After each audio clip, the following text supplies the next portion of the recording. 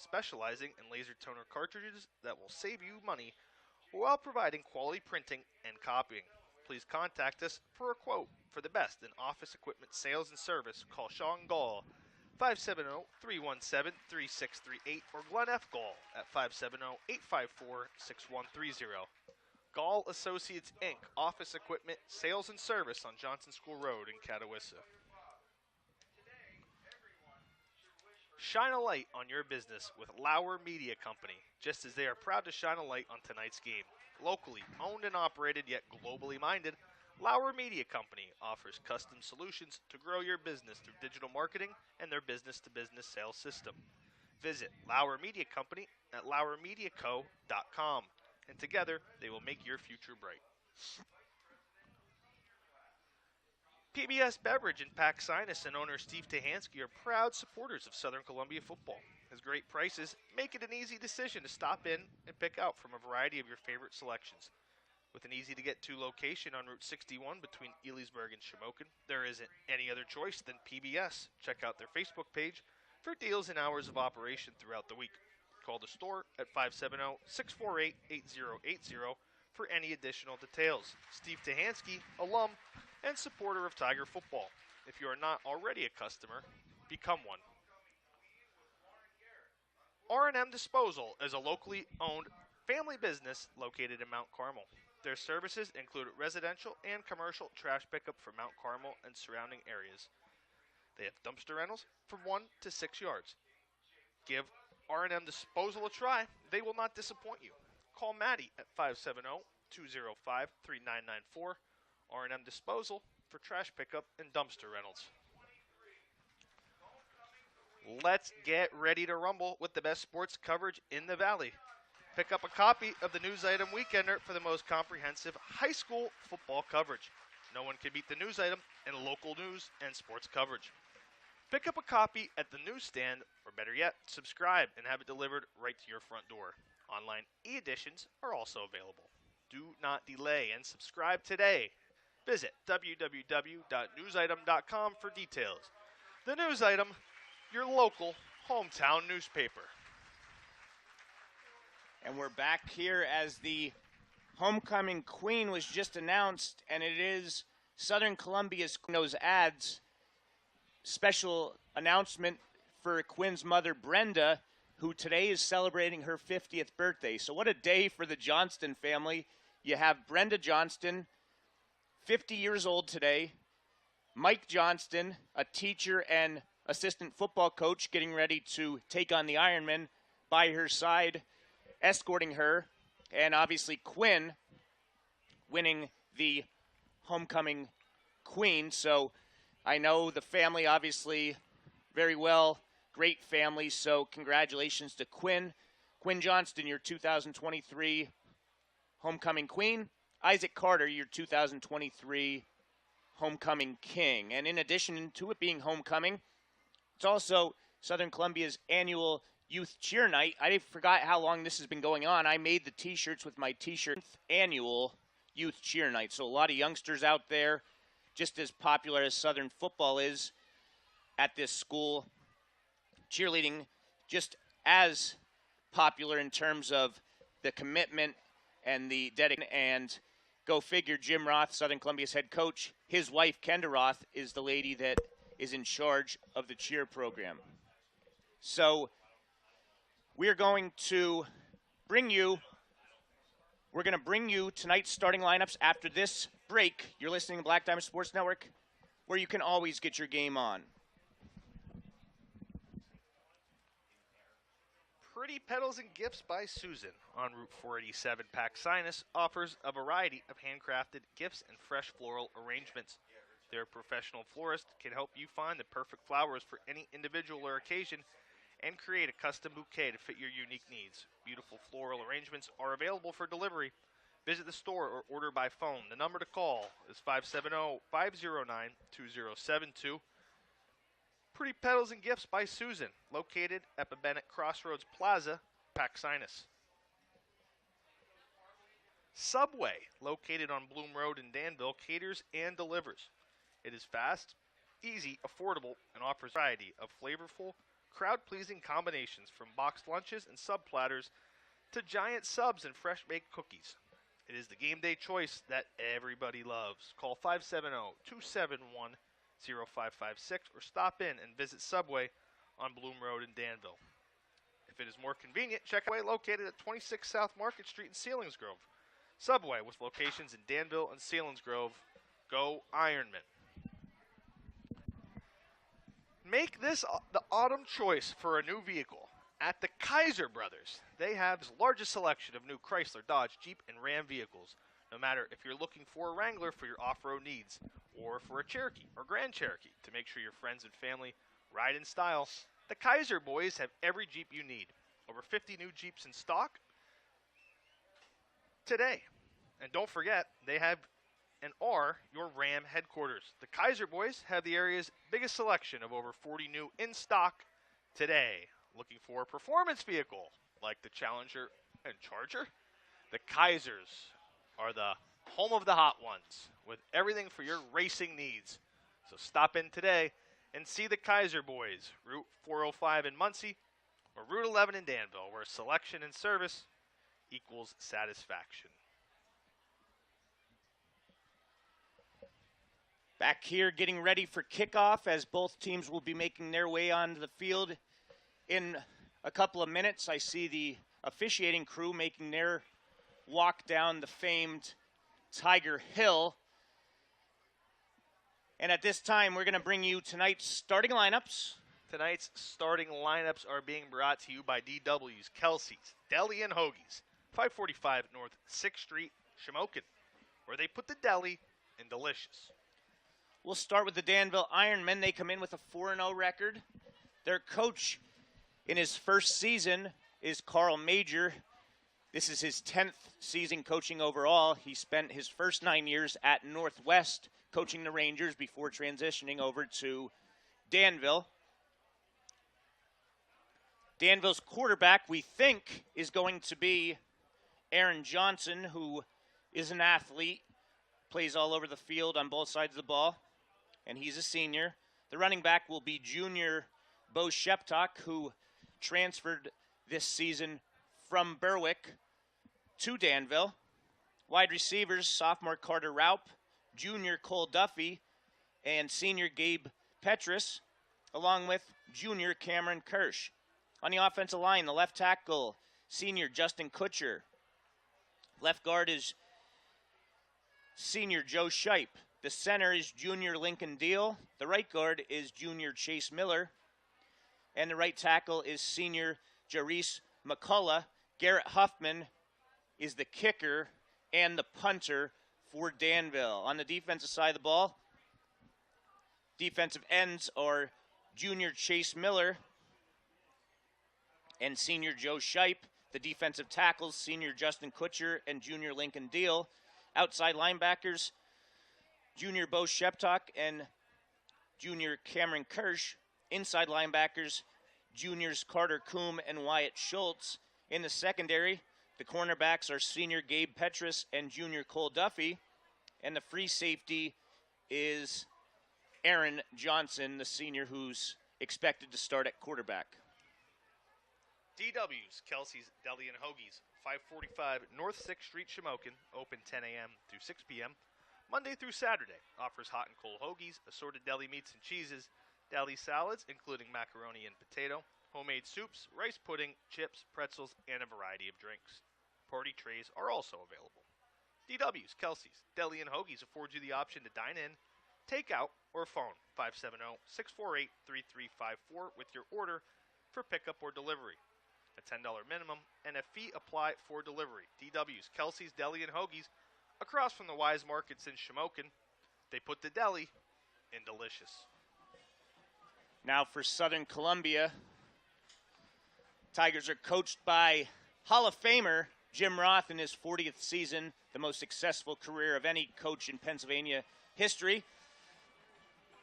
Tigers quarterback is senior Blake Wise. The halfbacks, both seniors Carter Madden and Loudon Murphy. The fullback is senior Garrett Garcia, as you hear the Tigers making their way onto the field. Wide receivers, seniors Kyle Chrisman and Jake Hoy. Tight end, freshman Jace Malakowski and junior CJ Swank to Warchick. Offensive lineman, the left tackle is junior Dylan Stein. The left guard is junior Jude Bremagen. The center is junior Brayton Lunger. Right guard, senior Robert Long. And the right tackle is sophomore John Quinton. The kicker and punter for the Tigers is senior Isaac Carter. On the defensive line for Southern Columbia, the defensive ends are senior Colton Bloom and sophomore Ethan Mikowski. Defensive tackles, senior Isaac Carter and senior Landon Koch. Outside linebackers, senior Gavin Krebs and senior Jack Biermoss. The inside linebackers are senior Garrett Garcia and junior Dominic Fedorov. In the secondary, the cornerbacks are senior Jake Hoy and senior Kyle Christman. Safeties are senior Loudon Murphy and sophomore Braden Andrews. And those were the starting lineups, which were brought to you by DW's, Kelsey's, Deli and Hoagies, 545 North 6th Street in Shamokin, where they put the deli in delicious. As we mentioned, these teams come in undefeated, 4-0. This will more than likely determine the PHAC Division II champion already at the midway point of the season. For the Ironmen, they came in with a 53-6 win over Bloomsburg, a 51-13 win over Lion Mountain, 55-3 victory at Central Columbia for their first away game, and last week defeated Loyalsock 28-25 at home. Next week, the Green Dragons of Lewisburg will play host to the Ironmen. Tigers started their season with 2 home games in a row, both shutout victories in Mercy Rule fashion, defeating Berwick 50-0 and then Shamokin area 41-0.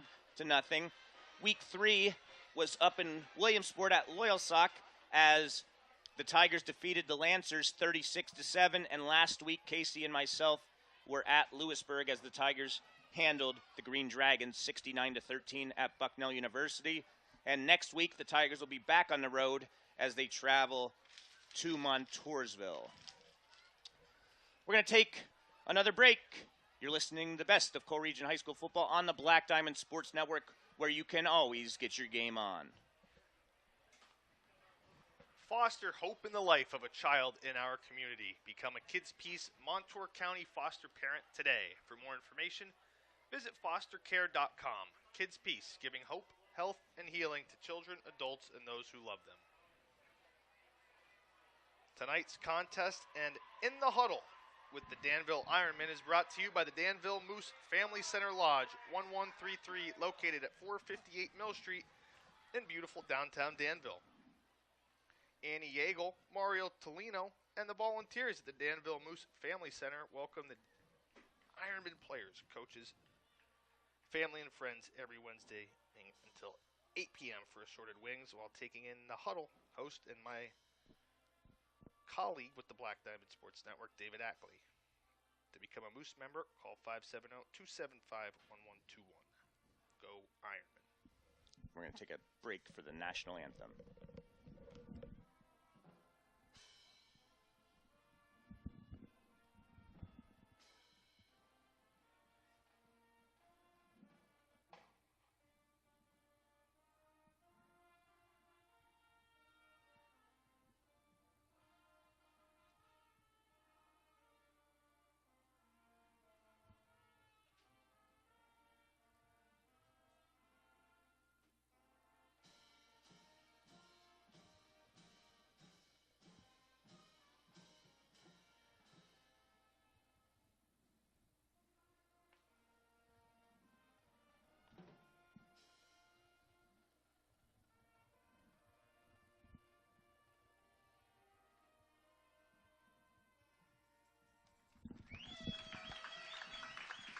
That was Southern Columbia's marching band performing the national anthem. And Casey will continue with one more break after this moment of silence for Max Engel, who passed away, the Jersey Shore senior student athlete. Thank you. Now back to Casey. The Southern Columbia Area Athletic Hall of Deb Rodarmel and Joe Springer at Rodarmel Springer LLC, located at 4A East Mill Street in Elysburg, have been providing tax and financial services to area clients for over 15 years. Rodarmel Springer Tax and Financial Services is happy to support the Southern Columbia Area School District community and wish the best to all the students in their athletic and academic careers. Hard work pays off. At Best Cleaners, they strive to meet your every cleaning need, whether it is a simple floor cleaning, house cleaning, window cleaning, sanitizing job, or major water extraction. Best Cleaners is there for you. Best Cleaners is owned by the Warhotch and Lepotsky families and located in Paxinus. Best Cleaners proudly serves the region and surrounding areas. Call Best Cleaners today at 570-672-9114 or check them out online at www.bestcleanersllc.com and like them on Facebook.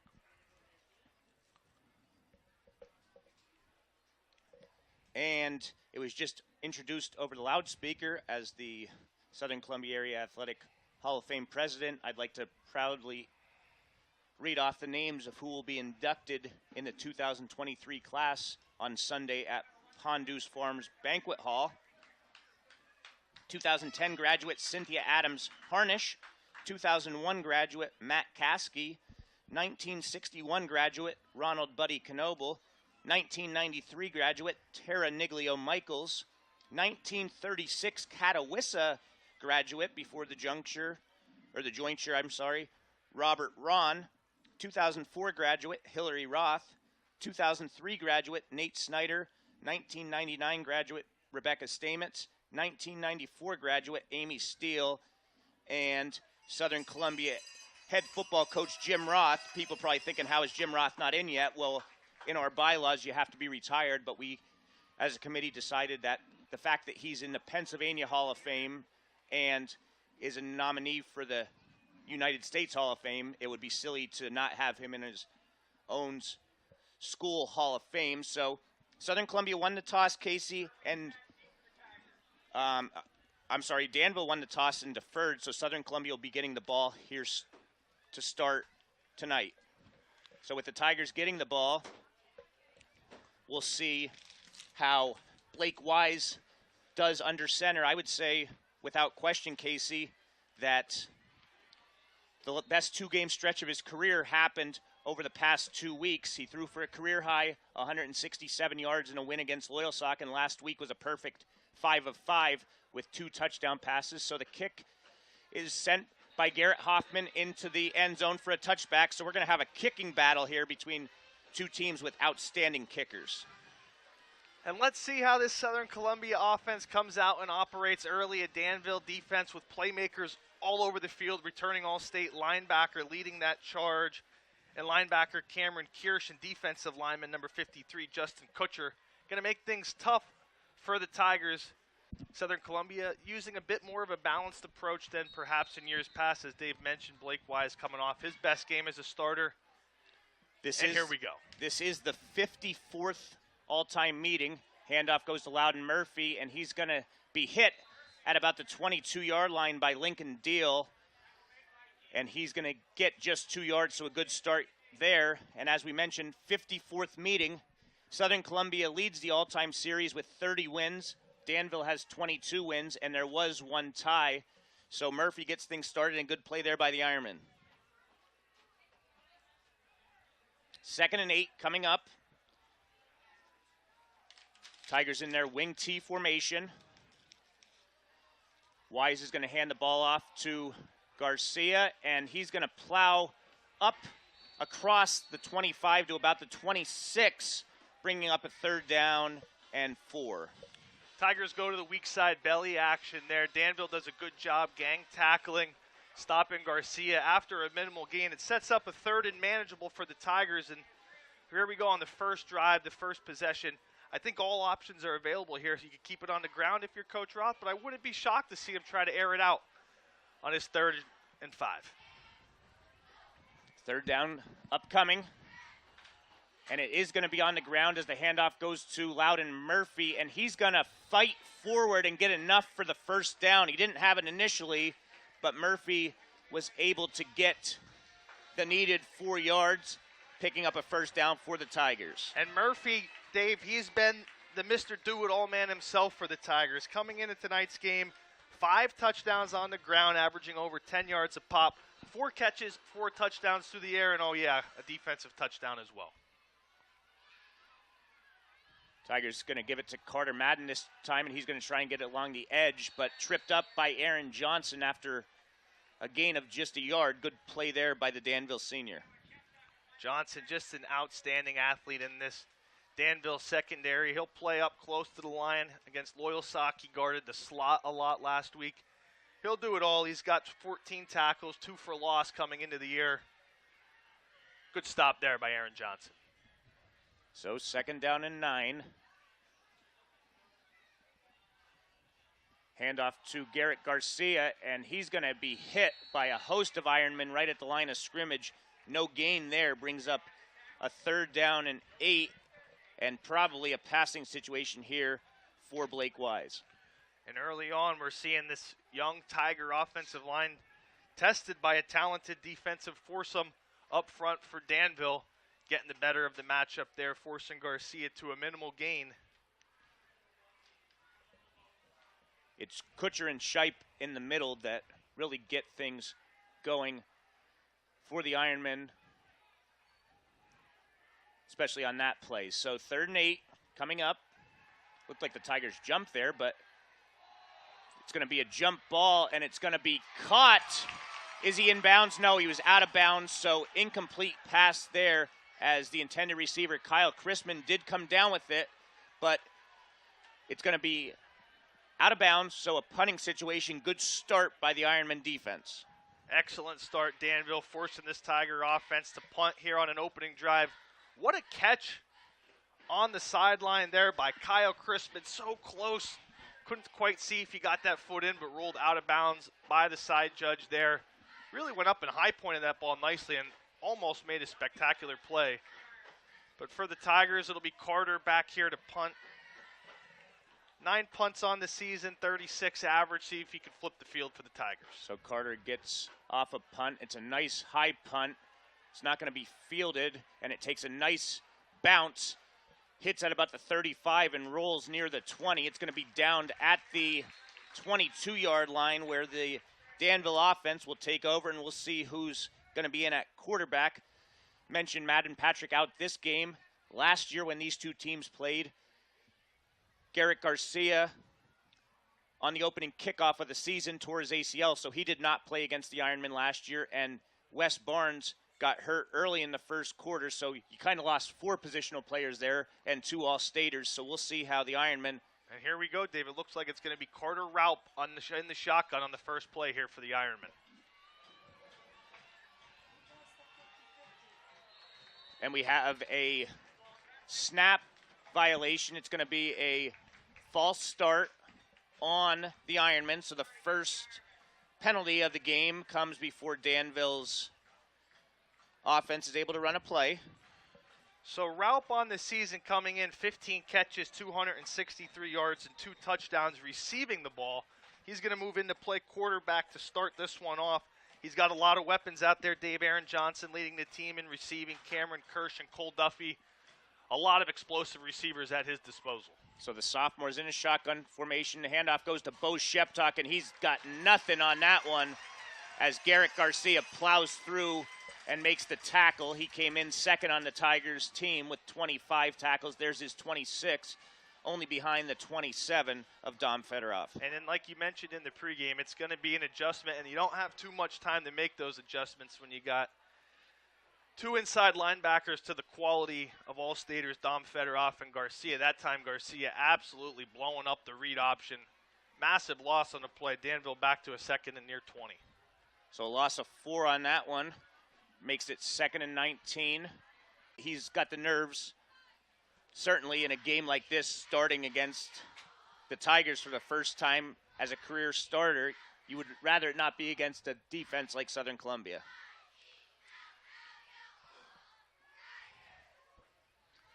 And it's going to be another passing situation here as it's 3rd and long. Shotgun formation.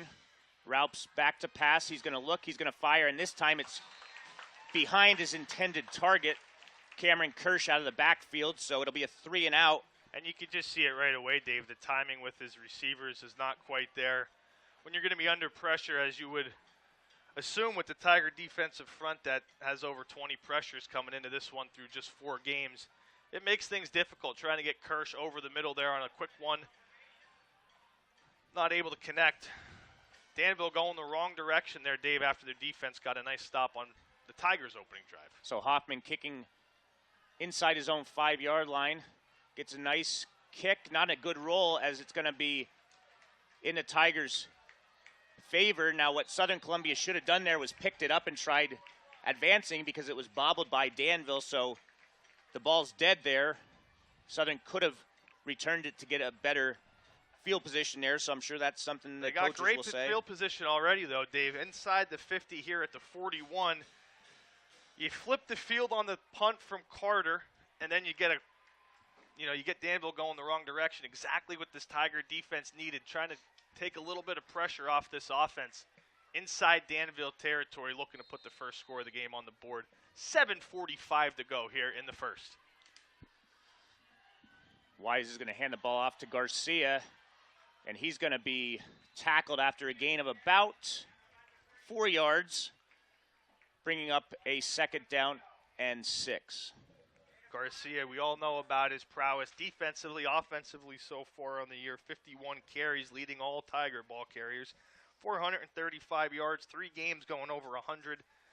8 touchdowns and a long of 80 last week. Didn't result in a touchdown, but really big run for Garrett. He's been the stabilizing force so far for Southern Columbia this year in the backfield. Handoff goes to Loudon Murphy, and he plows ahead forward inside the 35 to about the 31-yard line. It's going to be close to first down yardage. Did he get it? Yes, he did. So that'll be the 2nd first down of the quarter here in this scoreless game for Southern Columbia as they are approaching the red zone.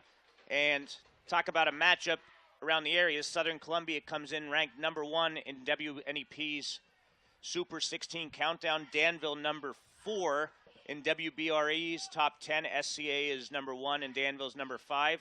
And the PA Football News state rankings has Southern Columbia as the top team in 2A and Danville ranked 4th in 3A. So 1st and 10 as Wise is back to pass. He's going to look, he's going to fire, and it's incomplete.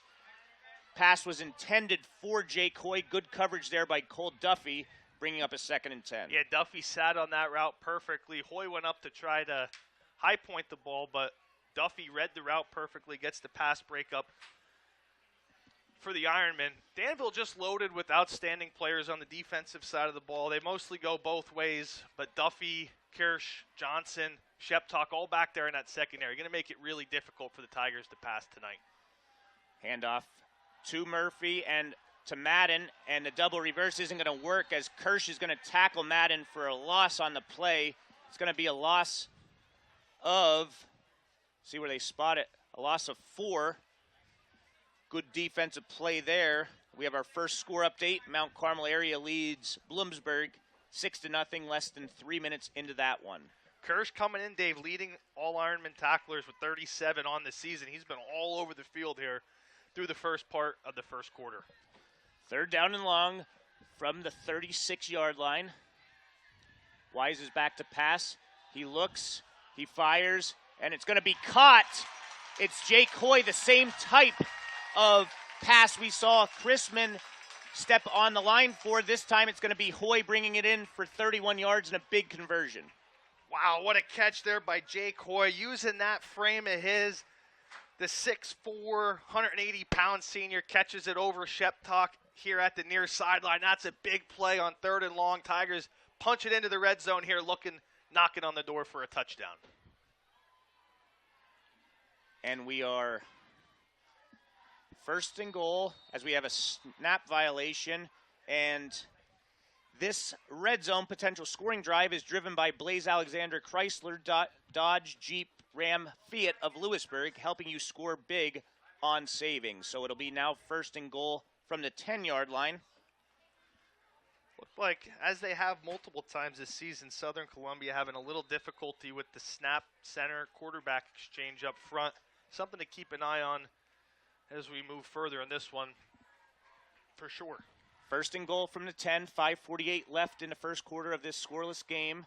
It's going to be Murphy trying to get to the outside. Not much real estate there as Kirsch knocks him out of bounds after a gain of 2, making it second and goal from the 8.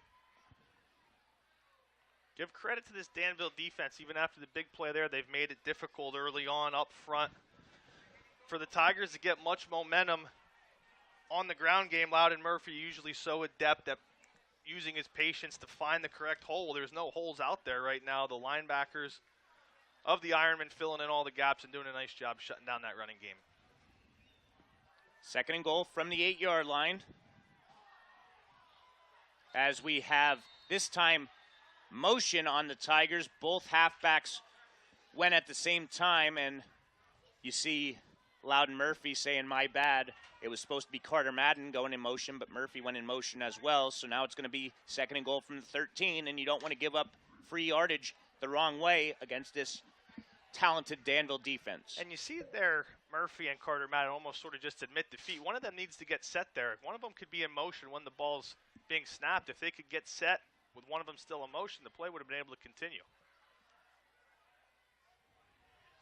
And there's a fumble on the snap, but it's a pitch out to Loudon Murphy. He breaks 1 tackle, 2 tackles, and he's going to be brought down around the 5-yard line. So for what could have been disastrous on the snap, which we've seen some miscues between the center and quarterback seemingly every week so far, Wise did a good job of being able to corral that and pitches it out to Murphy, and he gets 8 yards on the play, setting up a third down and goal from the 5. Yeah, back to right about where we were after the Jay Coy catch here at the 5-yard line. Tigers now with another chance to knock it in. This Danville defense has held to this point what does Coach Roth go to in his bag of plays to get across the end zone here. So Wise is under center. Madden goes in motion. It's a hand up the gut to Garcia, and he is hit immediately. They're going to give him 2 yards on the play, and those 2 yards were just his pure strength of moving forward because there was nothing doing there as the interior of the Ironman defensive line closed all gaps immediately. Fourth down here, Dave. No signs of the kicking unit coming on for the Tigers. 4th and 4. Southern Columbia going to roll the dice and go for this one. 4th and goal from the 4. Handoff's going to go to Loudon Murphy, and he's going to get inside the 4 to the 3 to the 2 to the 1, still going, and he's into the end zone. A long play for 4 yards, but Loudon Murphy scores for the touchdown, making the score 6-0 in favor of Southern Columbia with 3:35 to go in the first quarter. That's the way to keep the feet moving, young man. Murphy gets into a pile. Nobody could seem to find him. The Tigers and their offensive linemen push him all the way through. Huge conversion there for Southern Columbia to come away with points after the big third down conversion from Hoy. Murphy capitalizes there as his hold is down. Carter's kick is up, and it's good. Southern Columbia strikes first here in this big Heartland Conference 2 matchup. Tigers lead 7-0, 3:35 to go in the first. We're going to take a quick break. Be right back. You're listening to the Black Diamond Sports Network. Check out Deadeye's Deddies and Deadeye's Deddies Joke of the Week on Instagram and on TikTok at Deadeye's Deddies.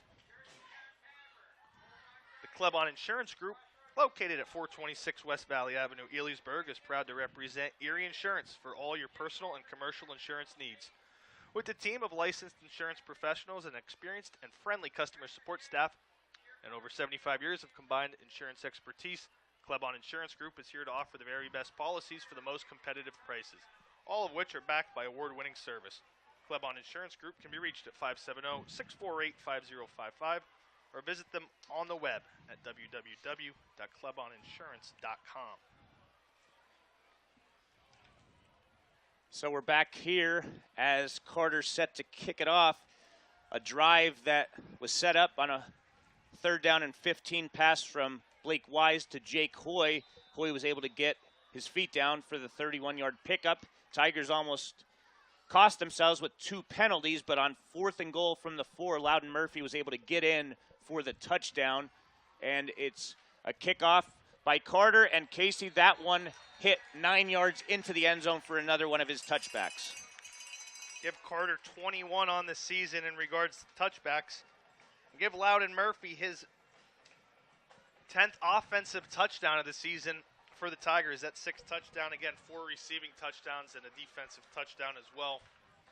But now here we go, Dave. Danville coming out for their second drive without sensational junior quarterback Madden Patrick. They went with Carter Raup in there at quarterback. The previous possession, I'm interested to see if they go back to a Wildcat set at any point here with Aaron Johnson.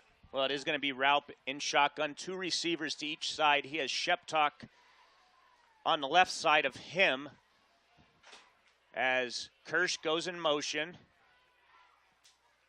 Long count. Raup back to pass. He looks, he fires, and it's going to be caught by Johnson. Jake Hoy had good coverage, but good pass, good catch, 6-yard pickup, and we'll see if that gives Raup the confidence that he's looking for going forward. Johnson is so dangerous on that slant route, Dave. Last year against the Tigers in one of the best wins in Danville program history, Aaron Johnson, 5 catches, 142 yards, and 2 TDs. Also had 8 carries, 68 yards, and a TD. So he was all over the field last year. That slant pass is tough. He gets the Ironman their first positive offensive play. And it's almost intercepted on that play by Loudon Murphy. The intended receiver was Duffy. Murphy tried to make a miraculous interception, got both hands on it, but it certainly wasn't dropped by him. It was just an outstanding play that would have been a highlight reel interception. We saw a one-handed highlight reel interception from him last week that resulted in a 17-yard touchdown. That play last week from Loudon Murphy is one of the best high school plays you're going to see all year, bar none. Tried to make another great one there and almost did. 3rd down and 4. Shotgun again. Raup's back to pass. He's rolling out to his left. Finds Johnson, and it's going to be a 1st down. Hoy knocks him out of bounds at the 31-yard line, so a nice play there, resulting in Danville's first down of the evening, and more importantly, they're going to keep the ball and the field position, as Southern Columbia would have got pretty good field position once again. I really like that there from Coach Carl Major, Dave. Roll the quarterback out of the pocket, get him away from the pressure, and get a crossing pattern from Johnson, his leading receiver. Really nice play call there on 3rd down from Major and his staff. Now Raup's going to roll out to the right side. He's going to find Johnson again. He's going to have a 1st down across the 40, the 50, the 40, the 30, the 20, the 10, and he's going to go all the way for a touchdown. That's a 69-yard connection, and Johnson showed his explosiveness on that one. Good pass by Raup, and then Johnson did the rest. There he goes. It shows on tape every week. One of the most underrated players in the state of Pennsylvania, Aaron Johnson, has been unstoppable this season. They moved to a backup quarterback. It doesn't even slow him down a bit. Johnson burns this lethal Tiger defense on his way to another big play. Tigers just don't seem to have an answer for him, Dave. Danville with a huge answer here late in the 1st quarter. And we're going to see if Hoffman's able to tie things up. Good snap, good hold. The kick is up, and the kick is good. So with 2:35 left in the 1st quarter, all tied at 7 apiece. We'll be back after this short break. Klasick & Associates, 101 West Independence Street, Shamokin, is a full-service certified public accounting firm. At Klasick & Associates, the goal is to serve their clients in the most professional, efficient, and cost-conscious manner possible. Klasick & Associates' overall team player approach ensures that their success is directly related to the success of their clients. Contact the Shamokin office simply by dialing 570-648-6386. Klasick & Associates takes great pride in being big enough to serve, but small enough to care. So exactly 1 minute on the game clock after Murphy put Southern in front 7-0. It's Raup's pass to Johnson, who put on the burners down the visiting sidelines for a 69-yard touchdown catch that has us here tied at 7 apiece in a Black Diamond crossover game that not only is 2 teams we feature, but we said coming in, Casey, it was probably going to be the game of the week in the state, and it's billing up to be just that. Excellent answer there from Danville after Southern Columbia punches it in, and they went 3 and out on their opening drive. They get back to basics, get the quarterback on the move, and get the ball in the hands, of their best player, and Aaron Johnson takes it all the way to the house. Wow, what a response from the Ironmen.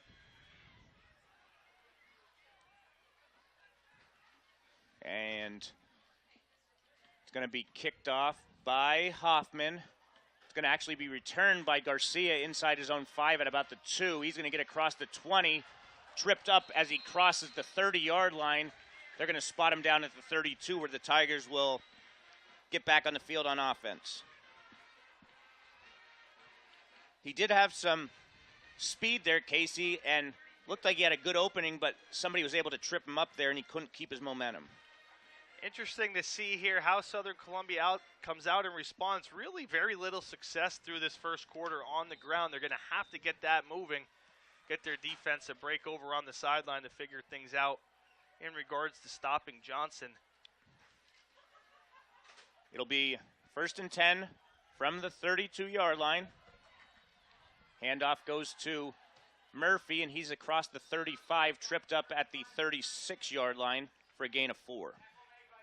Yeah, and keep an eye tackle there by Landon Kehoe. I know he's not listed as a starter for some reason on the local media's outlets, but he's certainly been a starter every game this year, and he's been all over the field on defense for this Danville Ironman front. Just a sophomore, Kehoe and Kirsch have been a really nice duo there at the linebacker spot for Danville.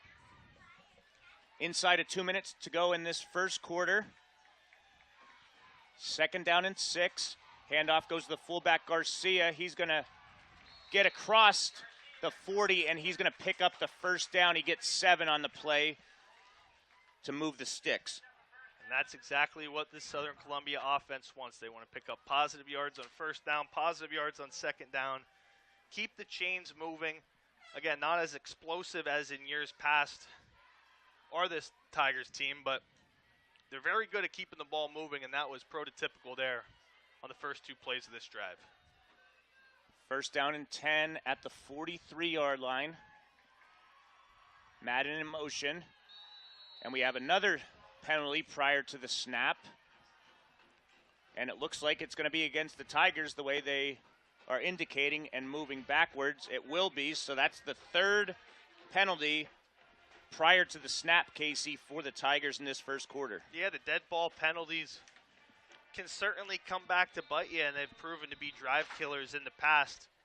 Just talked about the Tigers operating in front of the chains, 2nd and short, 3rd and short. Now they go 1st and 15, making things a bit more difficult for themselves. Seeing Swank Dworchik going out for a pass. That was going to be a play-action pass. We'll see if we see the same thing here. No, it's going to be a straight drop back as Wise looks and hits a wide-open Loudon Murphy. He's across the 50, inside the 40, all the way down inside the 30-yard line. Straight streak route there called from Jim Roth. Murphy up the seam on the straight go route. Quick 3-step drop from Wise. Puts it on the money. Great pass from Blake. And a big explosive coming there from Loudon Murphy and the Tigers. We have a sideline warning against Southern Columbia. So it'll be a pickup, Casey, of, it was at the 38, so 12, 22, 32, 37 yards for the first down. Murphy certainly been the most explosive Tiger on offense so far this young season.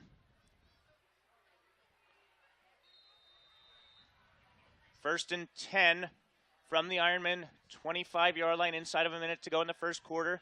Pitch goes to Carter Madden. He's going to try and get the edge, and he's not going to be able to do so, as you have to give him credit because he was going to be tackled for a loss, but he was able to get a positive yard on that as 6 Ironmen corralled on him. Yeah, absolutely. Hit in the backfield. I missed the number for the Ironman defender, but the left defensive end appears to be Justin Kutcher. Blew that play up.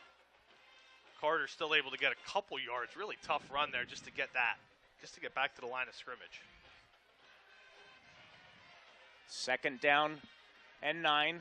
It'll be the final play of the quarter as the handoff goes up the middle to Garcia, and he's going to pick up about 5 on the play, and we will be inside the red zone, and that red zone, as always, is a potential scoring drive driven by Blaze Alexander Chrysler, Dodge Jeep Ram Fiat of Lewisburg, helping you score big on savings. So we're going to take a break. After one quarter, Southern Columbia 7, Danville 7. We'll be back on the Black Diamond Sports Network in moments.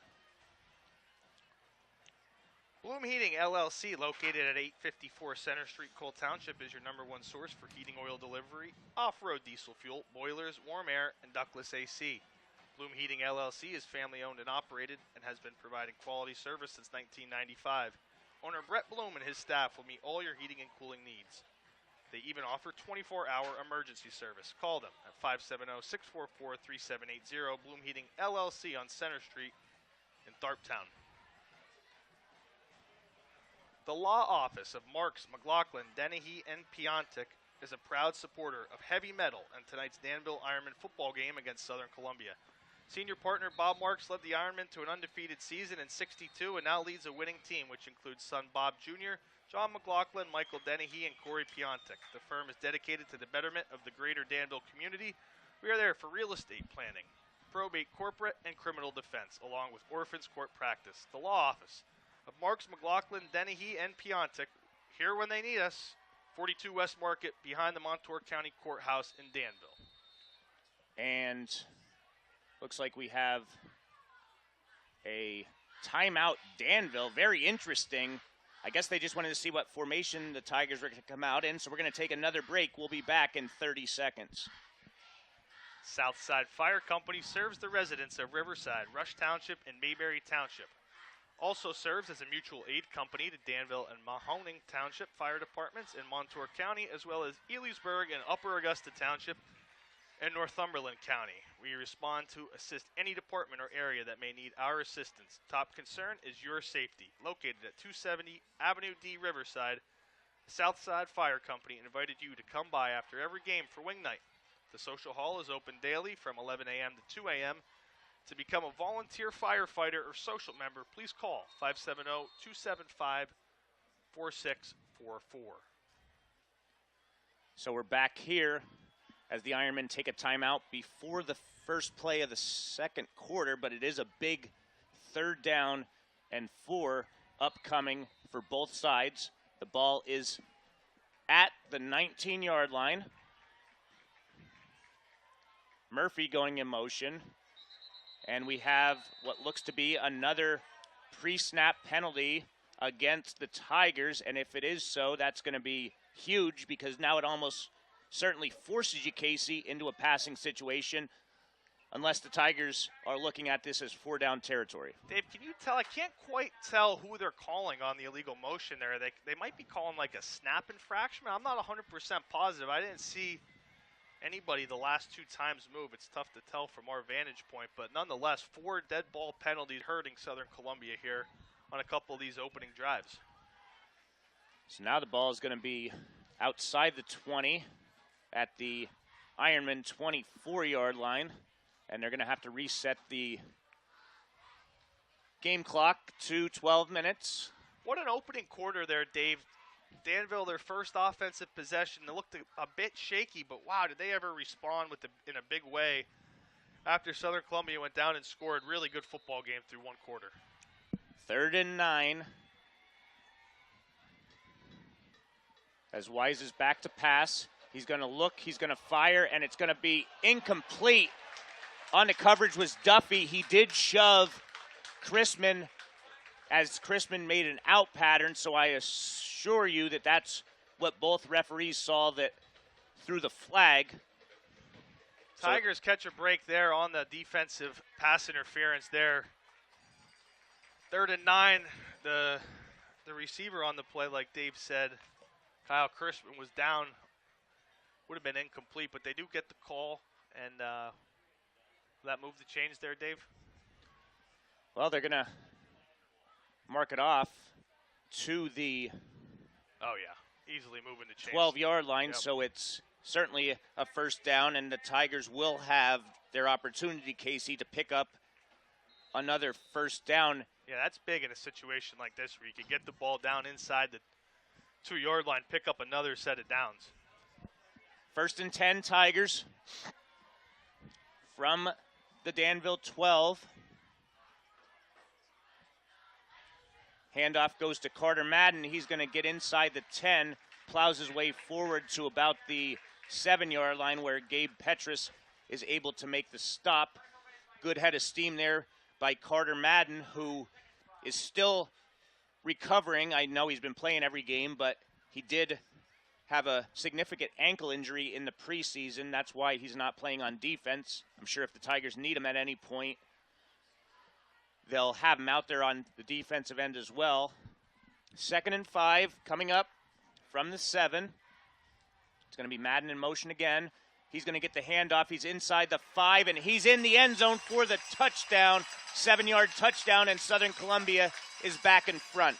Give credit to that Southern Columbia offensive line blocking up the sweep play to perfection there. Carter goes in nearly untouched.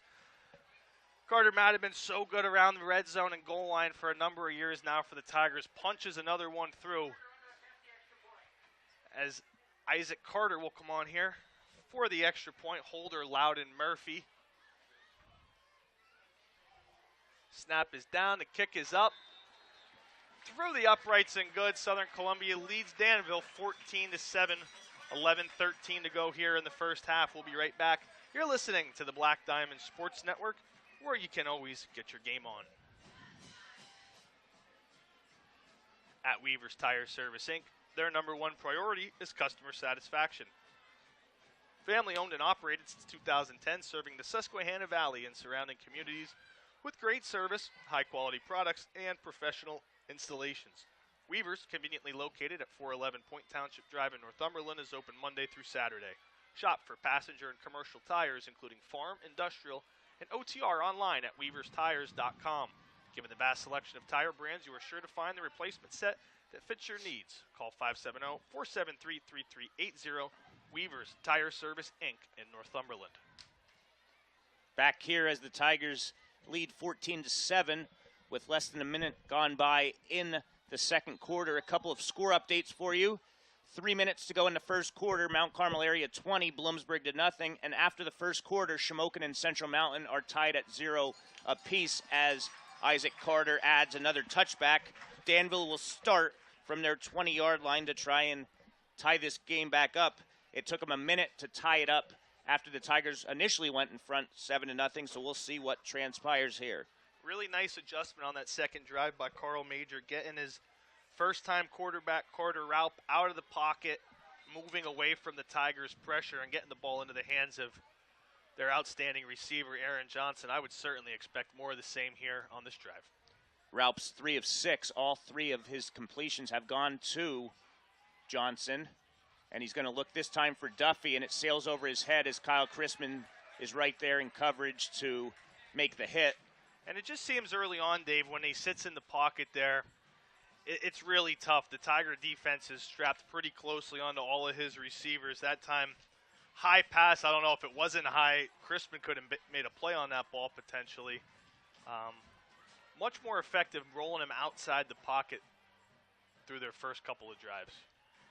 Now there's 3 receivers to the near side as Raup rolls that way. He's going to look, he's going to fire, and it's going to be incomplete, intended for Johnson, and Jake Hoy with the pass breakup, bringing up a 3rd and 10. Perfectly defended there by Southern Columbia. I think they had the stunt on. Garrett Garcia, linebacker, rushes Raup outside, meets him on the rollout, and great man-to-man coverage that time on Johnson, making it much more difficult than it was the previous drive.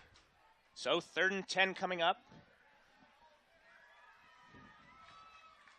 Big play for both sides here. Raup's going to roll out to his right again. He's going to look back to the left as he's going to be stopped. Colton Blum almost had him for a sack, and it's going to be Garrett Garcia who's going to get him for either a short loss or right back at the line of scrimmage. And you see what Raup was looking at there. He rolled right. The receivers cleared out up the far side. He saw a lot of green turf in front of him, but it is so difficult with the team speed of Southern Columbia on defense for anybody to reverse fields and pick up positive yardage. Like they've said, that time Colton Bloom hit him first in the backfield, and the 2-time All-Stater Garcia wrapped him up right at the line of scrimmage. So that'll go down as a run. 10 offensive plays for Danville. That's just the second run. The first play was a 4-yard loss to Sheptock, and I think obviously the Danville coaches know that it's extremely tough to run on this Tiger defense, as Loudon Murphy appeared to make a fair catch attempt, but it is going to be bobbled and recovered. Him and Carter Madden were both there, so it ended up being about as good as a fair catch. Yeah, But Dave, it's interesting where you say the run-to-pass split so far for Danville. We were talking throughout the week when you watch the film, Danville doesn't really run any tight ends. They typically spread you out so far.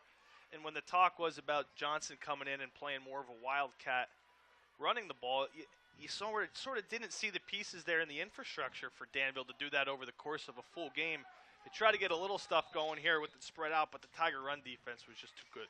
1st and 10 Tigers from their 40. Handoff goes to Garcia. He's going to try and get the edge, but he's not going to be able to do so as Aaron Johnson makes the solo tackle for a 2-yard loss. Yeah, that is a heck of an open field tackle there by Johnson. Garrett Garcia tried to put the stiff arm on him. Johnson was having none of it, took him down at the waist. Really, really nice open field tackle there, forcing a loss. So it'll be 2nd and 12 Tigers. 9.5 minutes to go in this first half. Southern leading 14-7.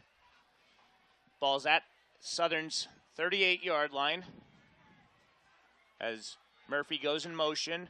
Back to pass is Wise, and do we have another penalty?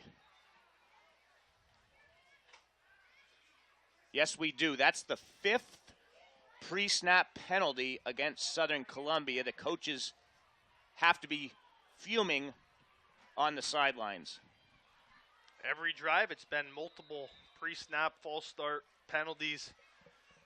Just makes things so much difficult on an offense. It's already a tough enough task as it is facing this Danville Ironman defense that is certainly one of the premier units in the state.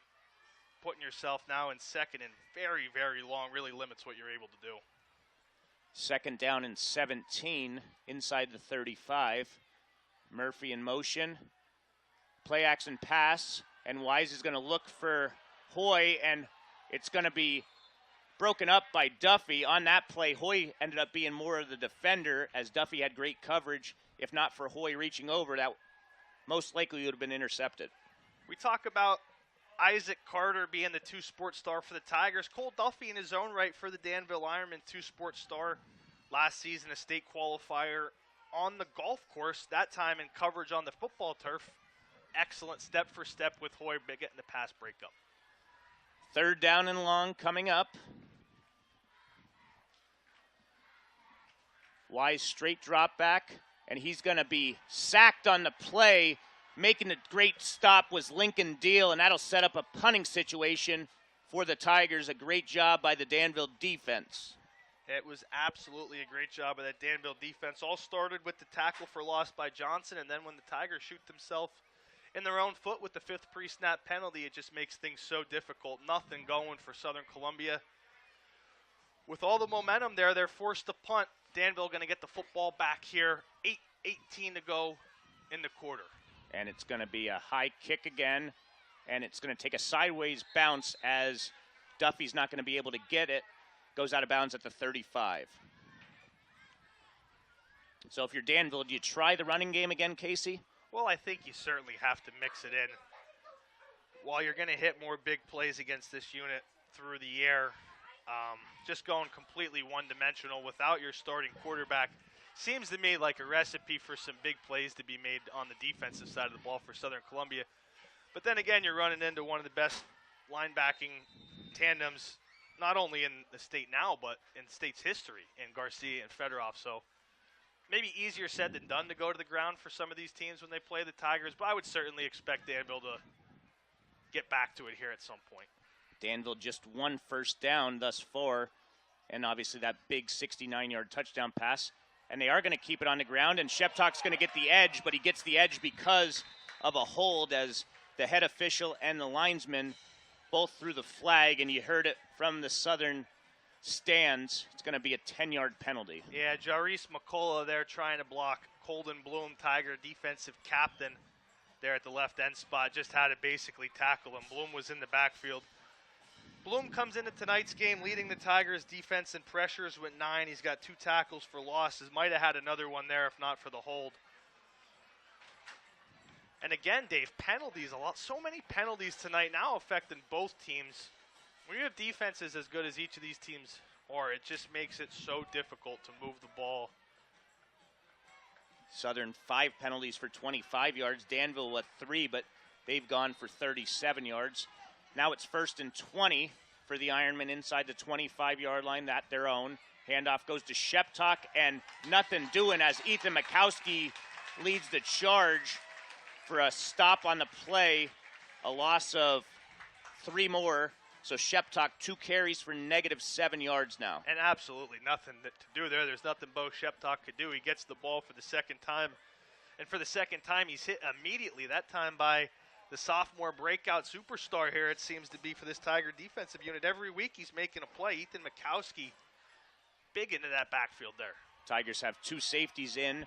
Empty set. First time we're seeing this, as Raup's pass is going to be complete to, it looks like, Kirsch on the play.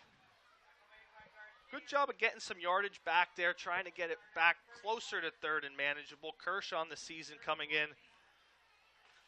That'll be his 10th catch on the year, over 200 yards. Obviously makes his bones as a linebacker, where he was an all-state selection a season ago. But certainly another option out there for this Danville passing attack. And it makes it at least a manageable 3rd down. It is still 3rd down and 14. As Raup passes, it's going to be complete, well short of the marker.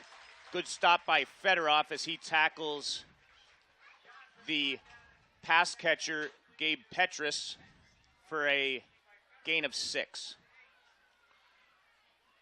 So punting situation coming up for the Ironmen. Yeah, after a couple of promising offensive drives from both teams, it's been the penalties early on these subsequent drives that have really put them in a position where not able to do much. Danville, after forcing a Tiger 3 and out, they're going to give the football right back, trailing in this one 14-7 halfway through the second quarter. As Hoffman gets off the punt, it was nearly blocked by Bloom, and the Tigers let the ball roll, and Hoffman's going to get a great bounce as that's going to go all the way inside the 20 and finally downed at the 14-yard line. And I know there was the muff from the Southern Columbia special teams unit on the previous possession, but that's one where you want to get under that, wave for the fair catch, and just catch the ball there around the 25-yard line. You let that thing roll now inside the red zone, makes it a lot more difficult. So exactly 6 minutes to go in the first half. Southern Columbia leading 14-7. The Ironmen will get the ball to start the 3rd quarter.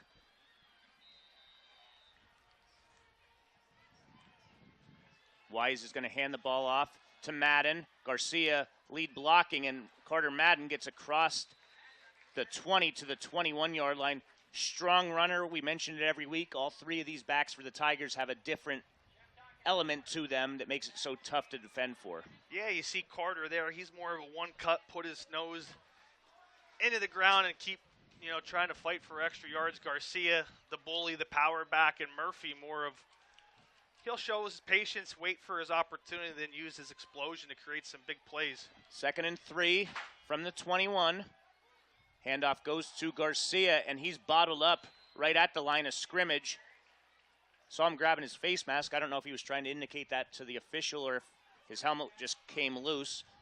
No gain, brings up a 3rd down and 3 as the Ironman defense hope to force 3 and outs on back-to-back possessions, just like the Tigers defense have done the previous 2 drives for the Ironman offense. Defensive line unit, Justin Kutcher again there, Shipe. They got Caleb Foster working in for some reps here. They're giving this Tiger offensive line all they can handle in this first half. 3rd and 3. Handoff's going to go to Murphy, and I don't think he got there.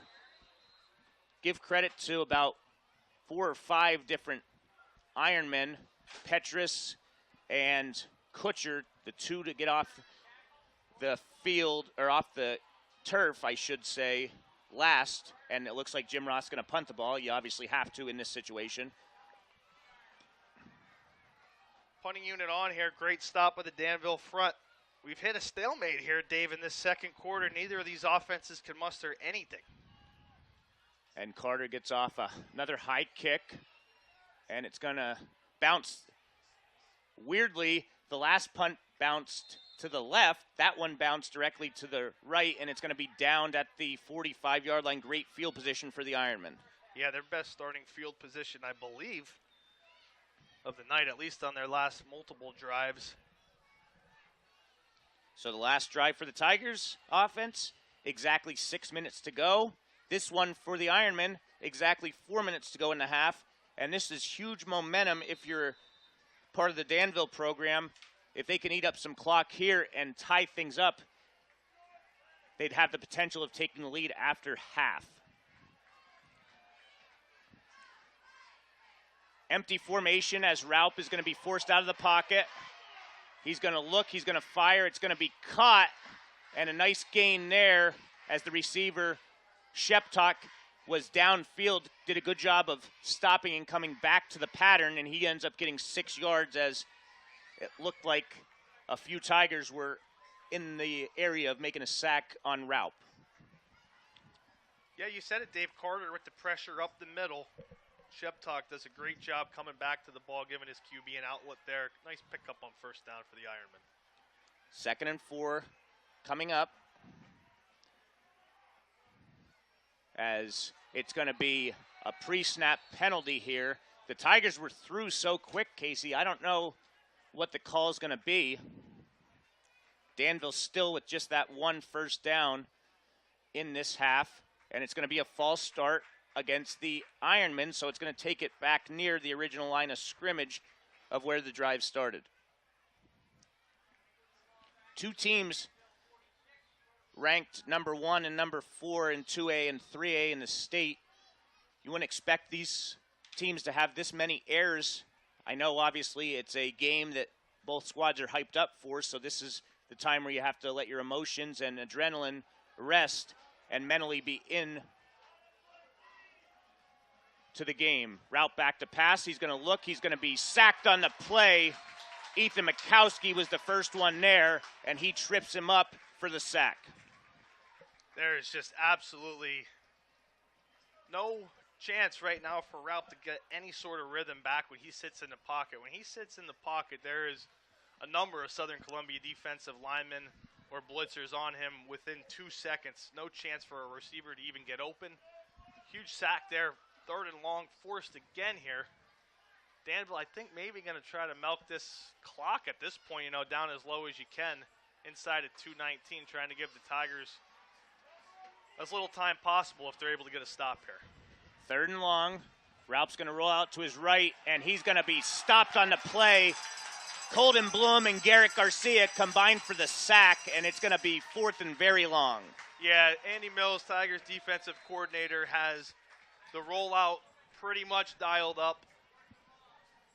Absolutely sacking them as Dave is signaling for me. We're going to take a quick break, come back, 1:58 to go in the second quarter. Danville will be punting.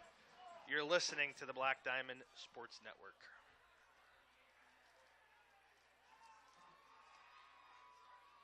Be an asset to your community. Become a volunteer firefighter. The Continental Fire Company, 331 Meadow Lane, Danville, is seeking active members. Contact them at 570-275-0301 to become a lifesaver. The Continental Fire Company is a great place for fraternity, offering social room hours Sunday through Thursday, 10 a.m. to midnight, Friday and Saturday, 10 a.m. to 2 a.m. The Continental Fire Company actively supports Ironman football and all Danville sports. Back here as Danville's faced with a 4th and 31, so great field position to start this drive. And now Hoffman would be good just to get it back to the original first down marker here, Dave. Yeah, Hoffman wants to just get it into the side of the field of the Tigers, and Hoffman's going to get the kickoff. We'll see what happens here, as it's going to be again muffed by Murphy, and it's Carter Madden that's able to get on it. Yeah, Loudon having a tough time seeing the ball up there tonight. That's 2 muffs. I said last time, get under it. I'm not so sure now, but Tigers able to jump on it both times. Dave, a couple weeks ago, last time Southern Columbia was at home, we saw them operate a 2-minute drill, starting right around the same spot like this in a pretty close game against Shamokin here with 151. Let's see this Southern Columbia unit definitely going to run the no huddle, the hurry up option here, see how successful they could be. Well, the last 3 weeks, it's been Loudon Murphy scoring a touchdown in the final minute of the half. Obviously, this one, if he or any other Tiger is able to score, it would be huge for momentum purposes, as looks like the officials are going to talk to Coach Roth here. And I don't know what is going on here. Are they going to make him re-punt it? I didn't see what. We didn't see a flag come down on the field, but certainly, as you can see if you're watching the Southern Columbia YouTube channel, they are walking it back, and it appears we are going to have a repunt, Dave. Well, it's a penalty on Danville, it appears, because now they're going to punt from their own 20. So now it's going to be 4th and 36, actually 34, so I don't know what the penalty could have been, that it's a 3-yard penalty. Very interesting. I'd be watching here, Dave, depending on how high this punt goes. I'm looking for Murphy or Madden to actually attack this one and try to get a return in such good potential starting field position. And now we have another official timeout. What is going on out there, Dave? I don't know, but it's interrupting a highly entertaining first half between these two outstanding football teams. It certainly appears head coach of Danville, Carl Major, has some sort of issue with where the ball is spotted. Wish we could provide insight on that. We don't really have any idea why it is where it is either. Nonetheless, it's going to be a punt here as they're finally ready to go. So Hoffman will try it again. And he gets it off, and it's going to be going out of bounds. These sideways kicks as they hit it, I don't know if that's something that these kickers try to do. Don't know anything. I don't have any expertise on punting, Casey. Do you? Never a punter in my day, Dave.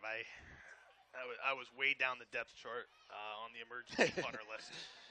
Yeah, I don't think I've ever punted a football, even in the backyard. So Tigers will have it in Danville territory. It's near midfield. It'll be at the Ironman 49-yard line with 1:49 to play.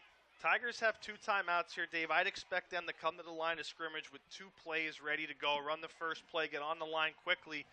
Run the second play. Try to get yourself into scoring range quickly here on this drive. So 1st and 10 at the 49. Handoff goes to Carter Madden. He's going to get about 3 on the play. And the Tigers will go no huddle. Jim Roth gave Wise 2 plays coming out of that change of possession. Handoff up the middle to Garrett Garcia, and he's motoring forward. I thought he was down initially, Casey, but he was able to hold his balance, and he ends up picking up 5. Clock continues to tick here at 1:14. Wise on the ball again, calling out the no huddle here on the 3rd down. 3rd down and 3 coming up, and we have yet another penalty, and it is going to be the 6th dead ball penalty on this Southern Columbia offense. 6. We've seen the center quarterback exchange give the Tigers some problems that really didn't come back to bite them too much at any point in this season. Certainly it appears to be stemming from that here tonight. Really, really costing the Tigers with the running clock now under a minute. Tigers with 3rd and long. They do have 2 timeouts. And a double reverse goes to Murphy. He's going to get to the Danville sideline. He's inside the 40. He's inside the 30. Going to get inside right around the 20-yard line where he's brought down. So a good play there, as Jim Roth will probably call a timeout.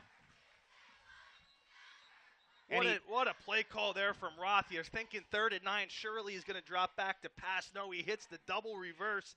Murphy with the big explosive into the red zone. With this timeout, 41 seconds to go, we're going to be right back. You're listening to the Black Diamond Sports Network. When you're paying the right price for protection, you just know it. It's that warm and fuzzy, totally secure feeling, knowing that you're not only getting great coverage, but you're also not paying too much for it. And there's no one that knows that feeling like Williamsport Allstate agent Rennie Rodarmel, because he works every day to get people like you the coverage they need with the savings they deserve. Contact him at 570-326-6645 for your free quote today. Allstate, you're in good hands. Savings vary based on the average annual savings reported by new auto customers surveyed in 2019 who switched to Allstate.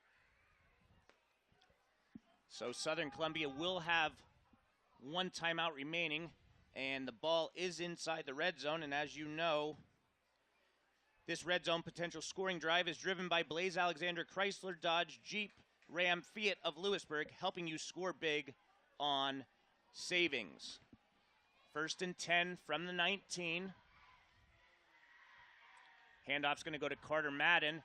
He's going to be tackled right around the 15-yard line for a gain of 4. Clock will continue to run as the Tigers are right up on the ball. Ball at the 15.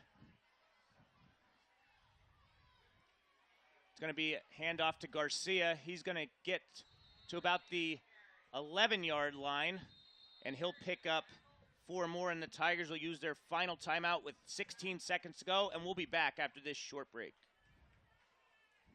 Jack Metzerato Group on the Bloomsburg-Danville Highway is your local Ford Trucks, and Volkswagen dealer. Serving Danville and surrounding communities for over 40 years, Jack Metzerato Group truly appreciates the many customers they have gotten to know over the years. They look forward to assisting you and all future customers. Their award-winning service department services all makes and models of vehicles. The Metzer family wants to thank every customer for their support over the years. Jack Metzerato Group is located along Route 11 between Danville and Bloomsburg. So, Southern Columbia facing a 3rd and 3, to be exact, 15.9 seconds remaining in the first half.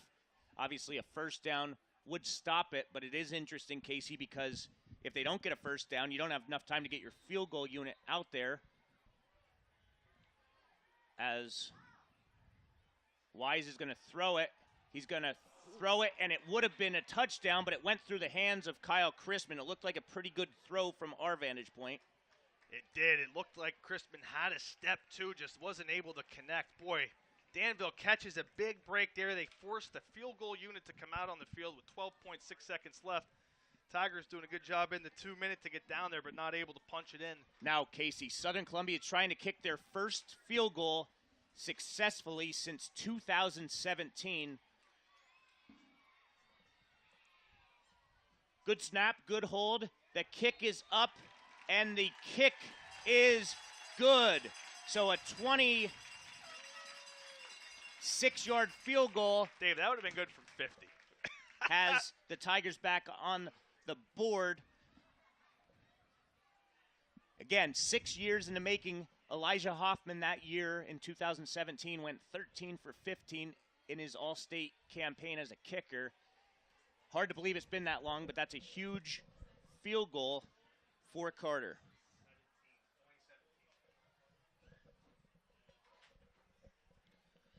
So now the Tigers, Casey, are going to go into the half leading regardless. It's interesting. I mean, obviously you just don't see the field goals too often here when you're watching Southern football games, but in a tight battle like this game has certainly proven to be, it's huge to go up 2 scores, get that 2 minute offense moving, pick up some plays, and really, again, maybe something not a lot of Tiger fans have seen in recent years, but a 2 minute drill yet again being executed to near perfection, just one catch away from putting it in for a touchdown. 9.2 seconds remaining as Carter kicks it off, and it's going to be returned by Sheptok. It bounces to him at the 8. He's going to try and get to the outside. He's across the 20, and he's going to be hit out of bounds at about the 25, but Dom Fedorov was over there. So was, is that Ethan Mikowski? I can't tell. It's going to be a personal foul penalty, Casey, for a late hit against Southern Columbia. With only 1.1 Travis Wenzanovic, second on the clock, Not really sure how much impact that penalty is going to have. You never want to see plays after the whistle. I would be shocked if Danville did anything but come out here and take a knee. I think if you're a Danville fan, I think you have to consider this a win. Down your star quarterback and Madden Patrick, you come on the road to hostile enemy territory here at Jim Roth Field, and you're battling every step of the way, trailing the Tigers only by 10 points. It's been a heck of a first half of football, Dave. That's for sure. So it'll be 1st and 10, barring a penalty, the final play of the first half. The ball spotted at the Ironman 39-yard line, and it's going to be a kneel-down formation. And that's exactly where we will finish this first half. So after 2 quarters of play, Southern Columbia 17, Danville 7. We'll be back with the halftime stats following this break.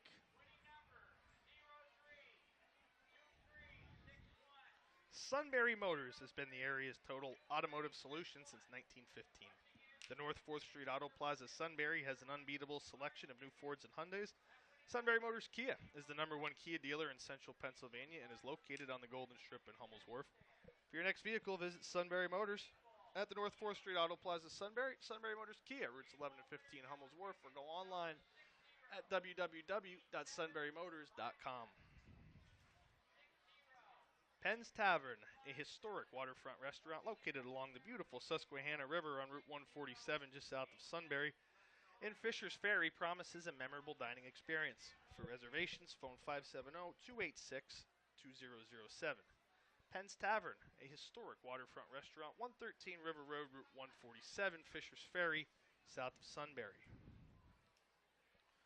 When buying insurance, would you rather go to someone on the internet or someone local? Brady Insurance, Inc. is an independent agency located at 421 Mill Street across from the post office in Danville.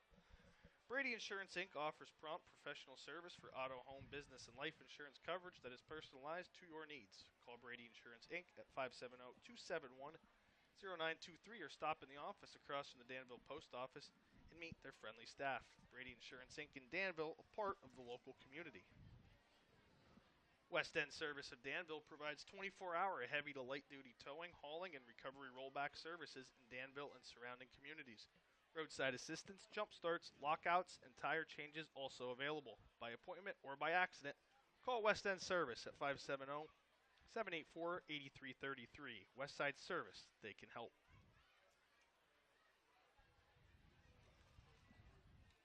If you're looking to score a touchdown with a new bank, pass the ball over to UNB Bank. Locally owned and operated for over 115 years, UNB Bank provides checking and savings solutions, mobile banking, and low fees. UNB Bank also provides lending that's local with quick response time on applications because decisions are made locally. Score that extra point today with UNB Bank. Call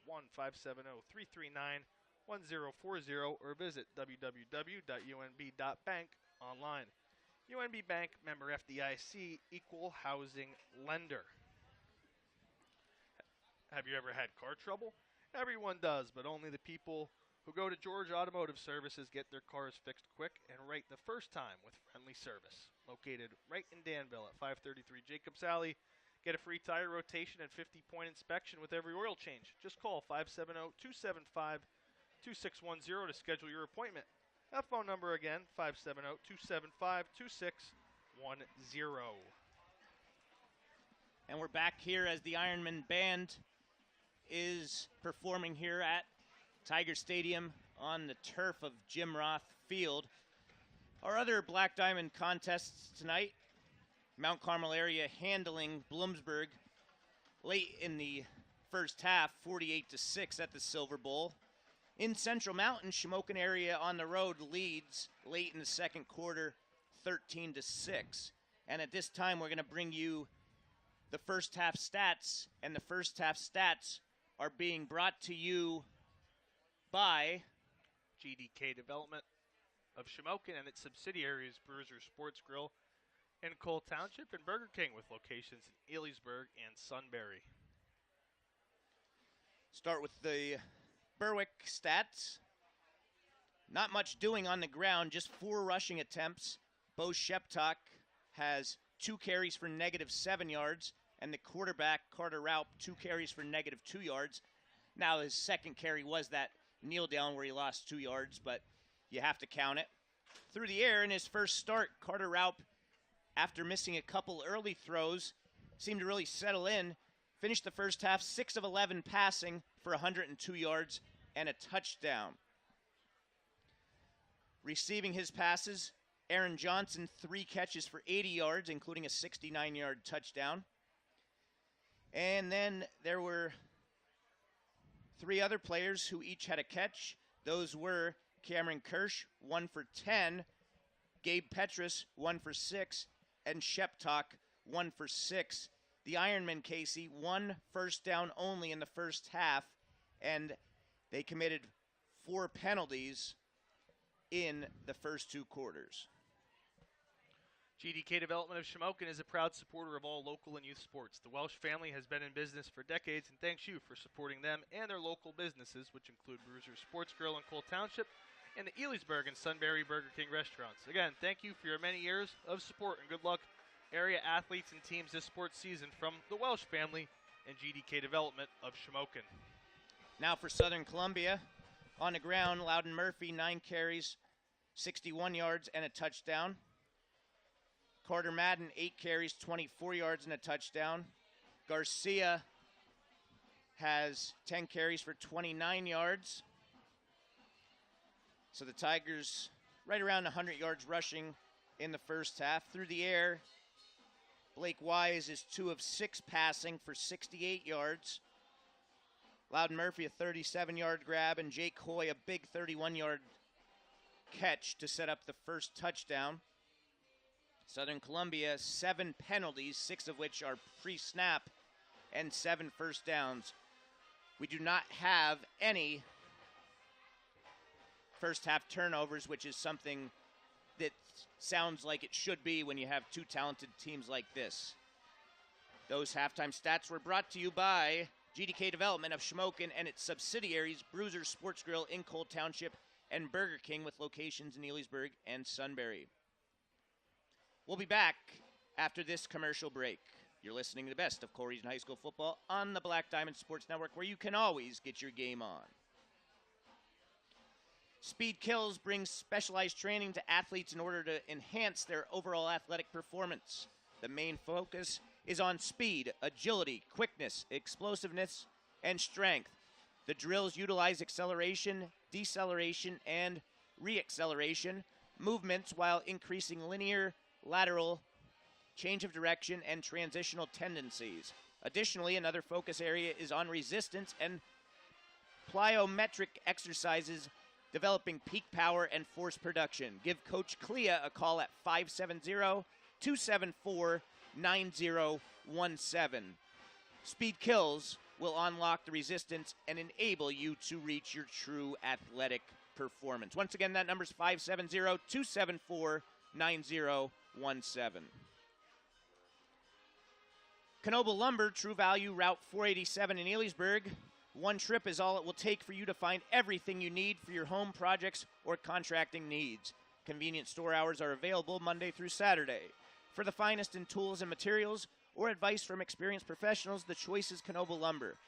Stop in or call 570-672-2531 or toll free at 1-800-332-6755. Knoble Lumber, True Value, Route 487 Elysburg, quality material, adding value to your home. In the market for a new dentist? Look no further than Hirsch Family Dentistry in Mount Carmel. Doctors Allison and David and their professional staff provide comprehensive dental care for patients of all ages. Your dental health and hygiene are very important, and regular dental checkups will keep your smile bright. Most insurance plans are accepted. Hirsch Family Dentistry, 138 South Market Street in Mount Carmel. Give them a call at 570-339-3423 or check them out on Facebook.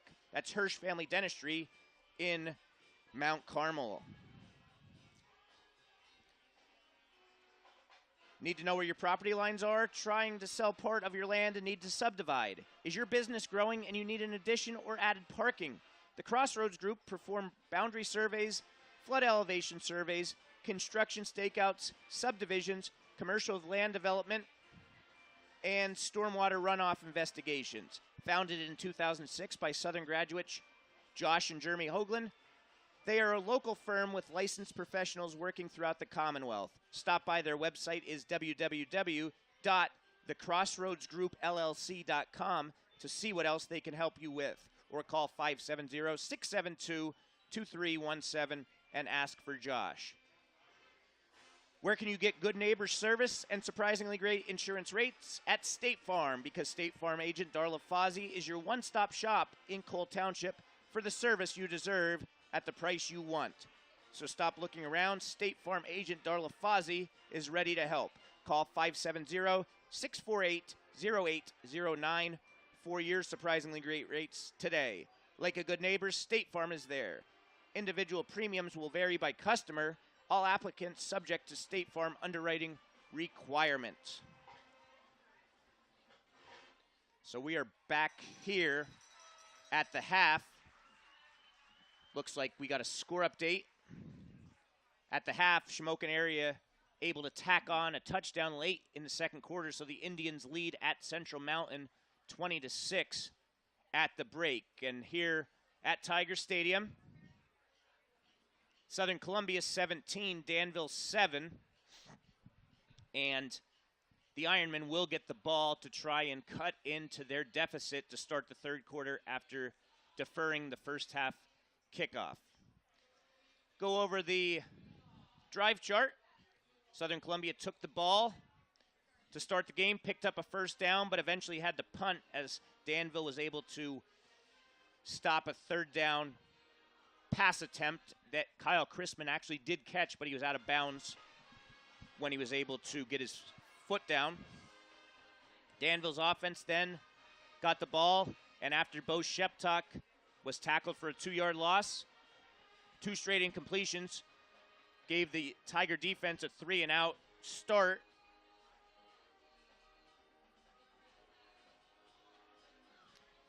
After that, it was the Tigers scoring to make it 7-0 on a 3rd and 15. Jake Hoy caught a 31-yard pass from Blake Wise, and eventually, after a couple penalties, Tigers were able to get in on a 4th and goal from the 4 as Loudon Murphy took it in to give a 7-0 lead for Southern Columbia. Exactly 1 minute later, Carter Raup found Aaron Johnson for 2 short catches for a first down, and then 69 yards later on his 3rd catch, he went into the end zone for a touchdown.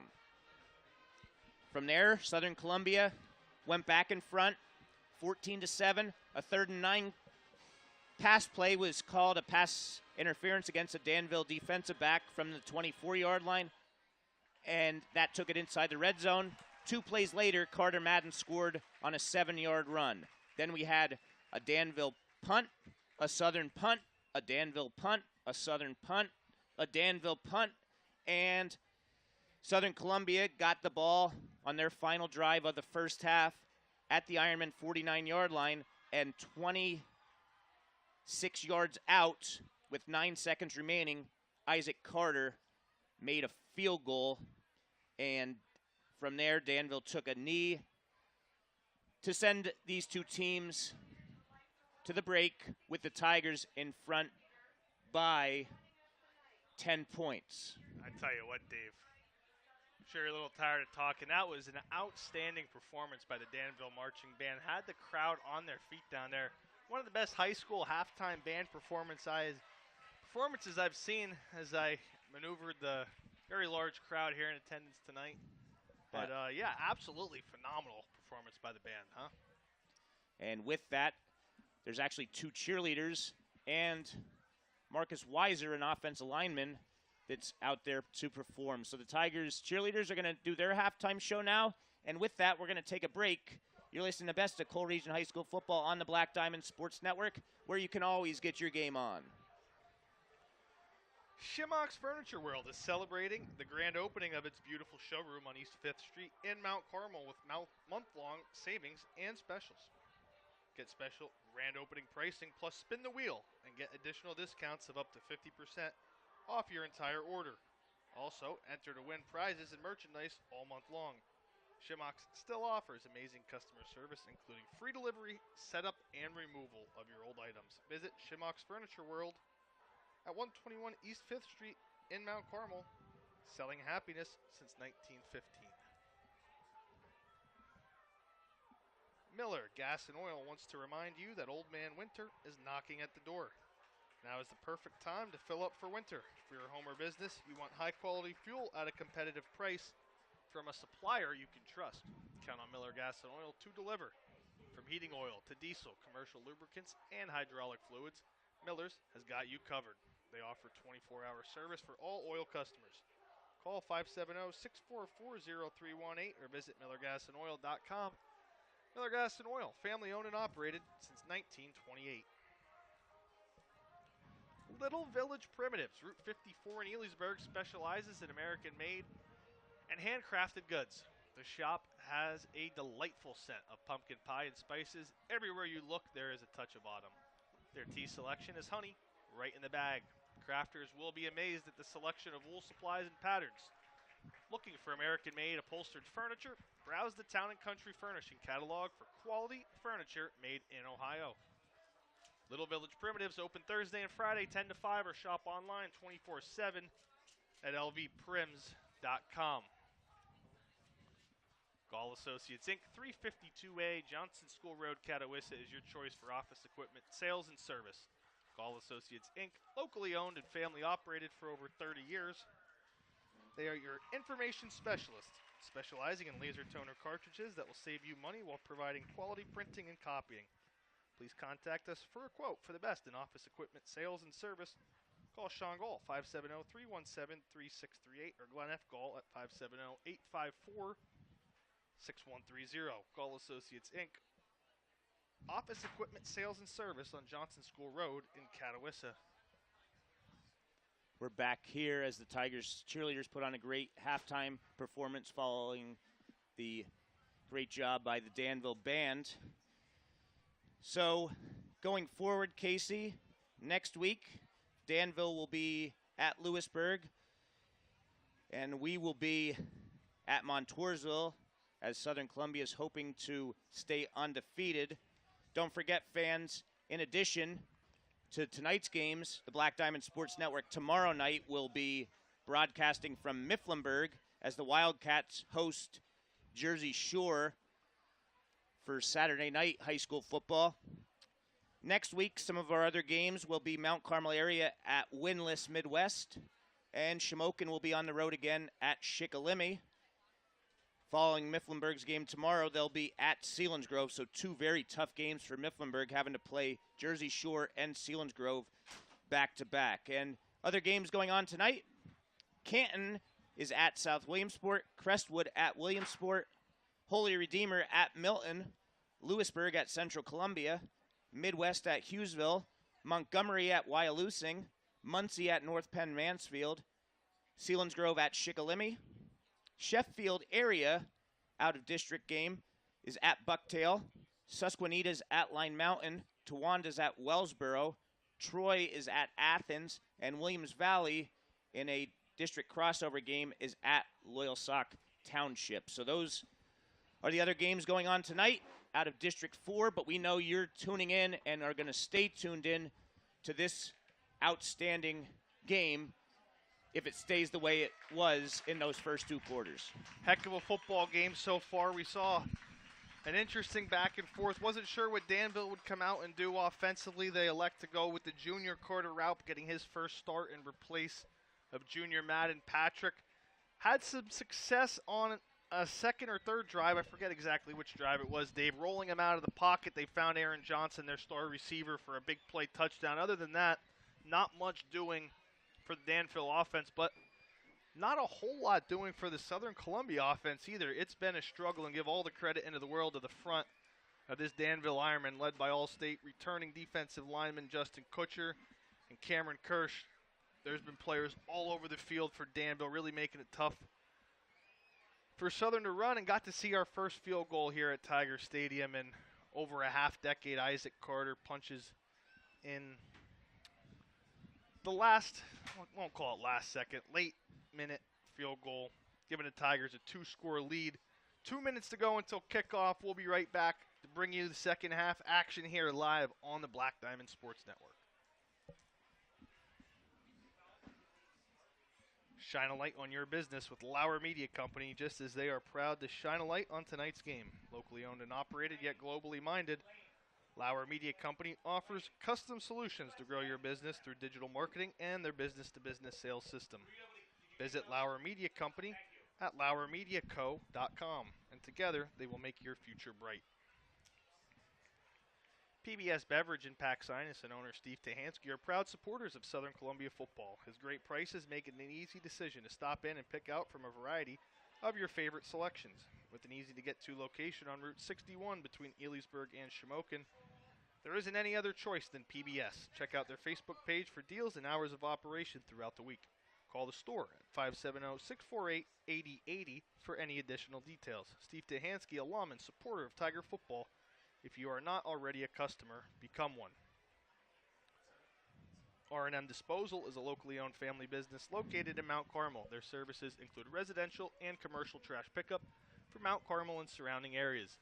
They have dumpster rentals from 1 to 6 yards. Give R&M Disposal a try. They will not disappoint. Call Maddie at 570-205-3994. R&M Disposal for trash pickup and dumpster rentals. Let's get ready to rumble with the best sports coverage in the Valley. Pick up a copy of the News Item Weekender for the most comprehensive high school football coverage. No one can beat the News Item in local news and sports coverage. Pick up a copy at the newsstand, or better yet, subscribe and have it delivered right to your front door. Online e-editions are also available. Do not delay and subscribe today. Visit www.newsitem.com for details. The News Item, your local hometown newspaper. So we're back here ready to start the third quarter on the Black Diamond Sports Network. If you're listening on the website, you can also go on to Southern Columbia Area Athletic YouTube's page, as the huddle camera will follow the action with our voices as Carter's kick goes into the end zone. It bounced at about the 7-yard line and rolled into the end zone. Danville will start 1st and 10 from their 20, and we talk about it every week with Carter, Casey, Garrett Hoffman on the other side for Danville. It's such an asset to have individuals you can trust on in the special teams. Yeah, all three phases. Both of these teams are excellent offensively, defensively, and in that special teams department. Offensively here for Danville, strictly went with Carter Raup there in that first series, first offensive half, and now here again to start the second half. More of the same for Danville to open up here in the second half. Empty set as Raup's in shotgun. He does have Kirsch coming in motion, and it's going to be a pass. Looks like a screen opportunity, as it's going to be a sack on the play by Dom Fedorov for the Tigers. He avoided 2 Tigers early on, but Fedorov's able to gobble him up for the sack. It's just more of the same here to start the second half. Absolutely nothing available when Raup sits in the pocket. There are multiple, if not at times, every single Tiger defensive lineman chasing him around the pocket. Raup did a good job avoiding the first couple of sackers, but Fedorov eventually able to bring him down for a big loss on first down. Trips to the wide side, one receiver to the near side, Sheptok to the left. In shotgun, Raup back to pass. He dumps a pass to Sheptok. Not much doing there, though, as the Tigers met him immediately for no gain. Yeah, big start to the second half for Dom Fedorov. Came in Tiger leading tackler with 27 tackles and 5 for loss on the season, picking up a sack, his first sack of the year, and another big tackle there. Tigers defense, boy, they just pick up right where they left off, don't they? 2 big stops, forcing a 3rd and long for Danville on the opening drive here of the second half.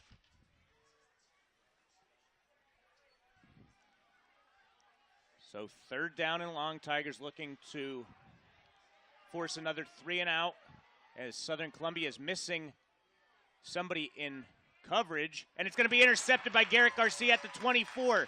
He's inside the 15, inside the 10, and Garcia makes a heck of a catch, giving the Tigers great field position. There is a penalty, however, Casey, on the return, but nonetheless, Garrett Garcia with the interception. Yeah, Raup just never saw him, Dave. He looked to pass. He was looking left towards his near side the whole time. Garcia just drops from his middle linebacker position into his zone, read the quarterback the whole time. It almost looked like Raup was throwing it to him. Easy interception for Garcia, and wow, what a turn of events here to start the second half. Tiger's going to get the ball. Well, it's going to be moved back. in. It was a holding call, Casey, so it's close to the red zone, but I didn't see exactly what happened. Did you? I did not see it. Looks like Tiger's going to start at the 19-yard line. Still a great field position to start. Only a minute and a half here into the second half. So we are inside the red zone. Potential scoring drive driven by Blaze Alexander, Chrysler, Dodge, Jeep, Ram, Fiat of Lewisburg, helping you score big on savings. 1st and 10 from the Ironman 19. A fumbled snap. We'll see who recovered it.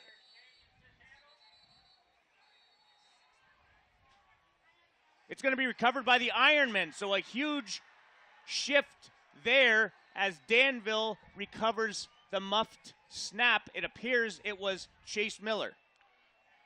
We've said it time and time again throughout the season, and tonight the center quarterback exchange has become a major red flag problem for the Tigers offense. Resulted in 6 pre-snap penalties in there on the first drive. After a big interception, they give the ball right back. Danville able to dodge a huge bullet, give their offense another chance to get out on the field and avoid giving up more points to this Tiger offense. So now Danville will have it from the 19. And Raup's back to pass. He's going to look. It's going to be incomplete. It was intended for Sheptok, and if he would have caught it, he would have lost a lot of yardage because Garcia was there to plant him on impact. I know it's a first-game quarterback here in Carter Raup, but we got to give a lot of credit to this Southern Columbia defense. There is, absolutely no time for Raup to even think about sitting in the pocket and making a pass. And the Southern defense is basically running routes. I haven't seen more than a yard of separation at most at all tonight on any of these pass routes from Danville. So no turnovers in the first half, and we have 2 on back-to-back plays early on here. And it's going to be Johnson this time. And it's going to be the first positive play on the ground.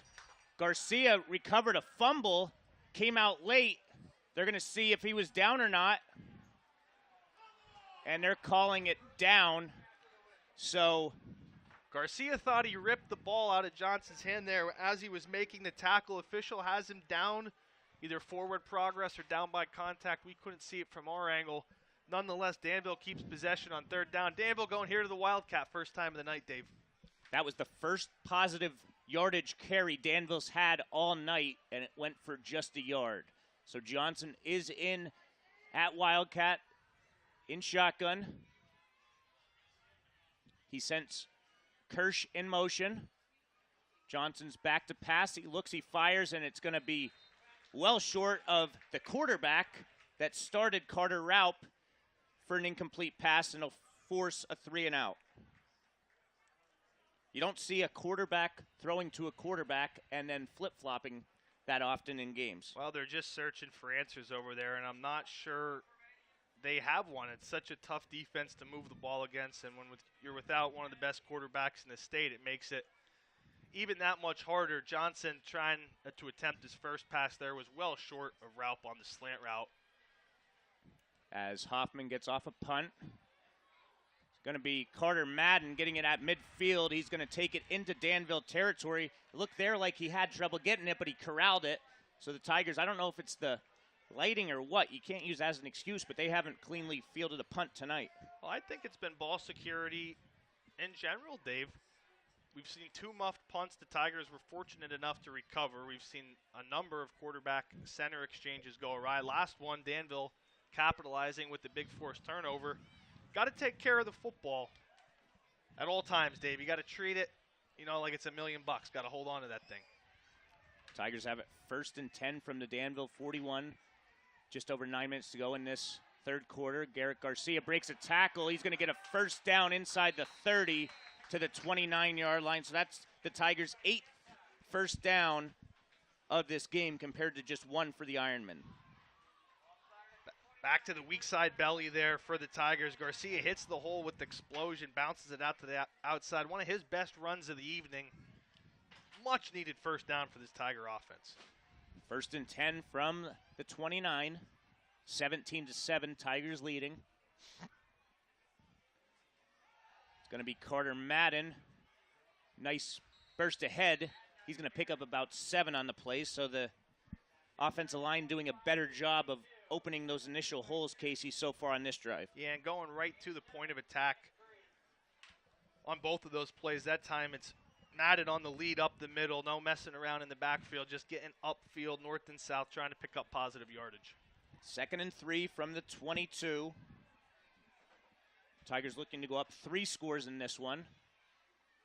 Handoff goes to Murphy, and he's going to get enough, it appears, yes he is, for the Tiger first down. So 3 carries there, Dave, by the 3 Southern Columbia running backs, each of them with a clear mandate. They're going to get north and south, and they're going to pick up whatever yardage they can. Just keep these chains moving down here now inside the red zone yet again. This red zone potential scoring drive is driven by Blaze Alexander, Chrysler, Dodge, Jeep, Ram, Fiat of Lewisburg, helping you score big on savings. Ball at the 19-yard line. Garcia up the gut. He plows forward inside the 15 to about the 13-yard line. So give Garcia 6 yards there, and Southern Columbia doing exactly what they want on this drive. Moving the sticks, eating up clock, and hoping when it concludes to extend their lead as we have a 2nd down and 4 coming up. I expect it to be just a ground and pound again. It's going to be Murphy. He's going to make one man miss. He's going forward. Did he step out of bounds? Yes, he did, but it was a nice run there. Stepped out at the 4, another first down. It'll be 1st and goal. Doesn't matter who it is, whether it's Garcia, Murphy, or Madden. All 3 Tiger ball carriers running hard here after they give up the fumble on the first drive. Danville not offering much in the way of resistance. Can this defensive line led by Kutcher, Deal, Miller, Shipe, can they stand tall here inside the 5 in a 1st and goal situation? Ball spotted at the 4 on the right hash mark. It's going to be Carter Madden going in, and he's going to score from 4 yards out to give the Tigers a lead of 23-7. The new most famous formation in football, Dave. You'll see it all across America if you're paying attention. The 2 tight end, 3 backs in the backfield. Southern Columbia's been doing it for 40 years under Jim Roth. That time they go to the left side, lead play. Madden goes nearly untouched into the end zone. What an answer after the fumble. Tigers march it right down the field, punch it in for 6 as Carter comes on to look on to add an extra point. Snap is down, kick is up, kick is good. 7:07 to go here in the 3rd quarter. Southern Columbia leads Danville 24-7. You're listening to the Black Diamond Sports Network. Pretty Petals and Gifts by Susan on Route 487 Paxinas offers a variety of handcrafted gifts and fresh floral arrangements. Their professional florists can help you find the perfect flowers for any individual or occasion and create a custom bouquet to fit your unique needs. Beautiful floral arrangements are also available for delivery. Visit the store or order by phone. The number to call 570-509-2072. Pretty Petals and Gifts by Susan, located at the Bennett Crossroads Plaza, Paxinas. Back here as Southern Columbia leads 24-7 with 7:07 remaining in the 3rd quarter. Tigers used all run plays on that drive, finished off by Carter Madden's 2nd touchdown of the day, this one from 4 yards out. Give credit to the Tigers' offensive line up front because for the better part of that 2nd quarter, Danville's D-line was handling them, and it's going to be a touchback as it's brought in by Sheptock, 2 yards in the end zone, and you cannot return out of the end zone in high school football, so another touchback for Isaac Carter. Where does Danville turn here offensively, Dave? They tried in the last series, coming off the interception from Raup, to go to more of a wildcat. It wasn't really a wildcat because Johnson dropped back to pass, and one of them Still searching for answers nearly halfway through the third quarter. The Tiger defense isn't going to let up. They're coming after you with pressure on every single play. It's going to need to be quick decisions from whoever is in there, and it looks like it is Rout back in at quarterback, Dave. Yeah, Rout's in at quarterback. Johnson's the closest receiver to our side. Shotgun set as they've been in all day. It's going to be a quick pass. It was supposed to be, I should say, and he's going to be sacked on the play. Nothing doing as Garrett Garcia comes through. Or was that Dom Fedorov? Garrett Garcia with the sack. We have an injured Danville offensive lineman down on the field while they attend to him. Dave, we're going to take a quick break. We'll be right back here. You're listening to the best of Coal Region and Central Susquehanna Valley football on the Black Diamond Sports Network. Subway, located on Bloom Road in Danville, caters and delivers. It is fast, easy, affordable, and offers a huge variety of flavorful, crowd-pleasing combinations, from boxed lunches and sub platters to giant subs and fresh-baked cookies. It is a game day choice that everybody loves. Call 570-271-0556 or stop in and visit Subway on Bloom Road in Danville. Or, if more convenient, check out the Subway located at 26 South Market Street in Selinsgrove. Subway with locations in Danville and Selinsgrove. Go Ironman. Foster hope in the life of a child in our community. Become a Kids Peace Montour County foster parent today. For more information, visit fostercare.com. Kids Peace, giving hope, health, and healing to children, adults, and those who love them. Back here following that timeout, the offensive lineman trying to get a number on him, Casey. I think it's 59, Jerice McCullough. He needs help to the sideline. Second down and long. Route back to pass. He's going to look. He's going to complete it. Out to about the, let's call it the 16-yard line. Yeah, that was the best looking pass play in quite a while there. Duffy hits the quick slant route, decisively stands in the pocket and puts it on the money. Going to need to be more of those quick passes. Again, there hasn't been much separation from the Tigers' pass defense. And it's interesting, Dave, we wondered, Danville doesn't really run tight ends. They pretty much spread you out. Well, being spread out like this, Southern's just bringing 5 every time, making the offensive line try to block one-on-one, and the defense at Southern Columbia is just winning the battle almost every time. Third down and 13 coming up. Back to pass is Raup. Raup's going to hit Kirsch for a first down. He's across the 40, across the 50, the 40, the 30, the 20, and nobody's going to catch him. He's going to go 83 yards on a 3rd and 12 for a Danville touchdown. What a play there. They dial up the slant on the backside to Kirsch. He breaks multiple tackles on the play, breaks a tackle attempt from Andrews, from Crispin, and outruns Fedorov all the way to the house. Just when Danville really needed it, their senior leader, Cameron Kirsch, comes in and delivers a huge play. Danville back on the board. Wow, what a play, Dave. As Hoffman's looking to make this a 24-14 game with 5:43 left in the quarter. The kick is up, and the kick is good. So the Tigers lead by 10 halfway through the third quarter. We'll be back after this short break. Make this the autumn choice for a new vehicle at the Kaiser Brothers. They have the area's largest selection of new Chrysler, Dodge, Jeep, and Ram vehicles. No matter if you're looking for a Wrangler for your off-road needs or for a Cherokee or Grand Cherokee to make sure your friends and family ride in style, the Kaiser boys have every Jeep you need.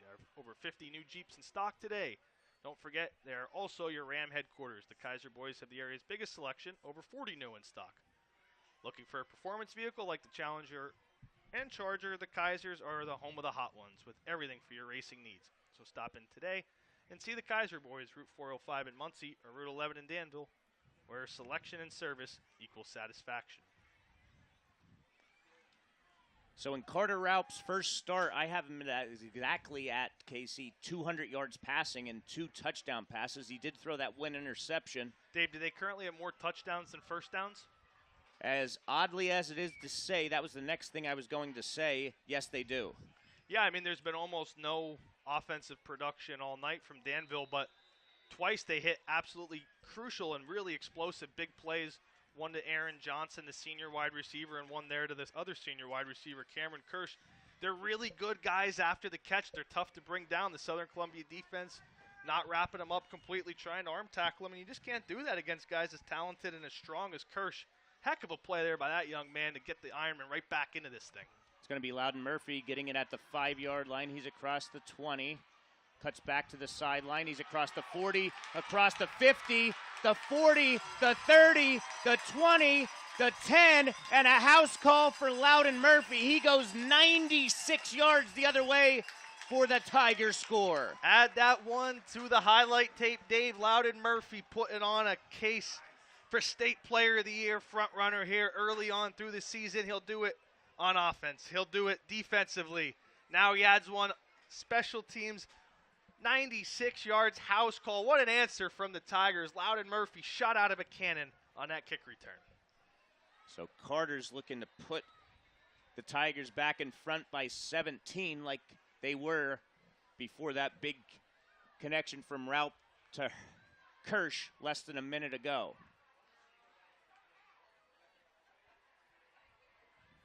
Snaps back, the hold's good, the kick is up, and the kick is good. 5:28 left in the third. Tigers leading 31-14. We'll be back in moments. The Klebon Insurance Group, located at 426 West Valley Avenue in Elysburg, is proud to represent Erie Insurance for all your personal and commercial insurance needs. With a team of licensed insurance professionals, an experienced and friendly customer support staff, and over 75 years of combined insurance expertise, Klebon Insurance Group is here to offer the very best policies for the most competitive prices, all of which are backed by award-winning service. Klebon Insurance Group can be reached at 570-648-5055 or visit them on the web at www.kleboninsurance.com. Welcome back here. 5:28 to go in the third. After a bit of a lull there, Dave, I don't want to say a lull, a defensive battle maybe. Two explosive plays back-to-back, break the scoring wide open. Murphy answers the Danville Ironman touchdown with a 96-yard kick return. Maybe he was watching those Braden Wisloski highlights from Maryland last Friday night or something, Dave. Wisloski, the 2A player of the year last year with that 98-yard touchdown to earn him Big Ten Special Teams Player of the Week honors. Carter's going to give Sheptock the chance from his own 4. He's across the 20, and he's going to be brought down around the 25-yard line. We'll see where they spot it. Wenzanovich was in on that stop, so was Biermoss. Jack Nice Biermoss. open field tackle there by Biermoss. Sheptock had some room to run there. It looked like up the near side. So, okay, everybody can take a breath now. A couple big plays, and we're almost, in a sense, right back where we were before it. Ironman trailing by 17, 5:22 to go in the third quarter. Going to need to keep pouring on the offense here. Get back into this one. Raup in there at quarterback. Kirsch goes in motion. Shotgun formation. Back to pass. He's going to look for Johnson. It's going to be tipped and intercepted. Braden Andrews taking it to the house. It was Jake Hoy that made the tip. Braden Andrews, 34 yards for the pick 6, and the Tigers extend their lead. Yeah, the Tigers, they just double covered Johnson on that one. They try to force it in to Aaron Johnson on the slant pattern. Hoy does a great job, breaks the pass up in the air, and the safety sitting over the top. Braden Andrews, sophomore, 5'7", 150 pounds. He's been making plays every single week for the Tigers. That's his third interception, 5th turnover forced on this young season. Tigers have just broken this thing open out of nowhere. Carter on to make it potentially a 38-14 game. Hold is down. The kick is up. Pounded through the uprights and good. We'll be right back. You're listening to the Black Diamond Sports Network. Tonight's contest and In the Huddle with the Danville Ironmen is brought to you by the Danville Moose Family Center Lodge, 1133, located at 458 Mill Street in beautiful downtown Danville. Annie Yeagle, Mario Tolino, and the volunteers at the Danville Moose Family Center welcome the Ironman players, coaches, family, and friends every Wednesday beginning until 8 p.m. for assorted wings while talking to In the Huddle host and Black Diamond broadcaster David Ackley. Dinner specials will change weekly and will be listed here. To become a Moose member, call 570-275-1121. The Danville Moose Family Center is proud of our community. Go Ironman. So after the defenses showed up in that first half, one of the touchdowns here by the Tigers on defense, but we have 2 Southern touchdowns and 1 Danville touchdown.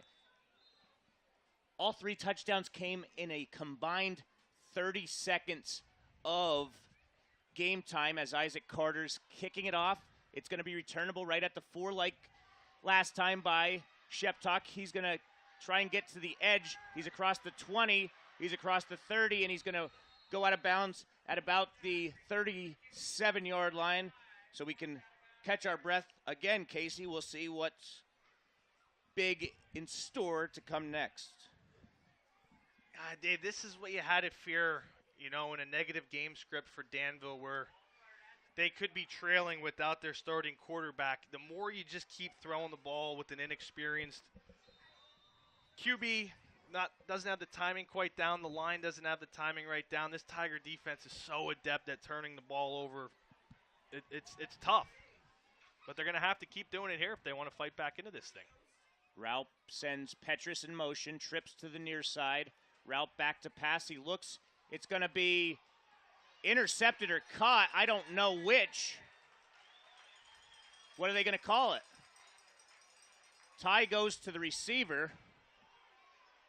Whoever comes down with it, it's a heck of a catch.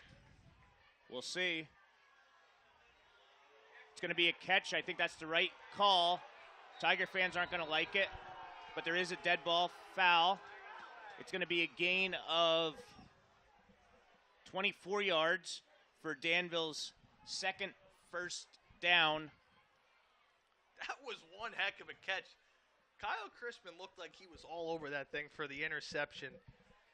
The Danville receiver, did you get the number? Was it Petrus? Yeah, it was Petrus. Petrus, what an outstanding job to keep his hands on the football and fight for it. The fight lasted 7-8 yards down the field, and it's going to be another big pass play for Danville. Just when the Tigers are looking maybe to create another turnover and put this thing away, they keep on fighting. And tack on sportsmanlike after the play by the Tigers, Casey. Makes it a 39-yard change of field possession.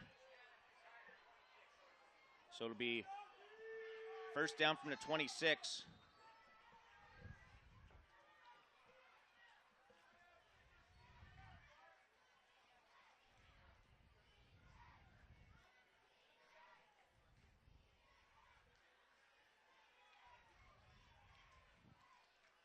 First and 10, Danville from the Tiger 26 with 4:56 to go in the third quarter. Raups back to pass. He looks. He escapes some pressure, but Isaac Carter's there for the sack. Wow. Was able to avoid the initial rush of Garcia and a couple fellow Tiger teammates, but Carter there to finish off the sack. Give credit to Raup. And he just keeps getting hit. He keeps getting back up. He is a tough football player, thrown into a position not expected to be in, facing one of the best, if not the best pass rush in the state. Keeps on firing. Second and 15 upcoming. Raup's pass is caught, and not much doing there. Duffy, a great job of keeping possession there as Chrisman hit him after a 6-yard catch. Yeah, and Fedorov was just a half a step behind it. He was looking to pick that one off and potentially take it back for a big return. Cole Duffy settling down nicely in the middle of that Tiger defense. Strong hands bringing that one in. A couple of positive plays. Got this Danville Ironman offense looking potentially to get in here to the red zone. Ball's at the 25-yard line. Raup's going to drop back. He's going to avoid the sack, and he's going to fire it incomplete. Throws it out of bounds, intended for Kirsch. So that's going to bring up a fourth down, trailing by 24. It is still technically a 3-score game if you look at the 2-point conversions, and this would be a very long field goal anyway, so this is certainly 4-down territory. Might be just out of the range. Would have liked to pick up maybe a couple yards, give him a chance at a field goal, but I think you probably got to go for it here. I'd have Danville probably looking at Aaron Johnson.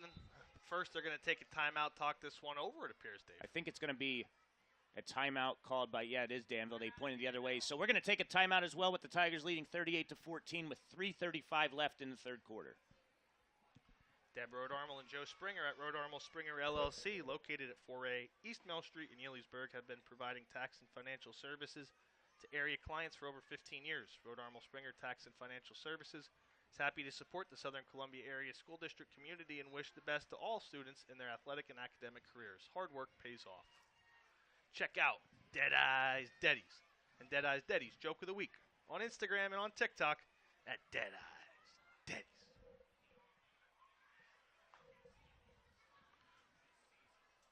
Fourth and 10 from the 26-yard line.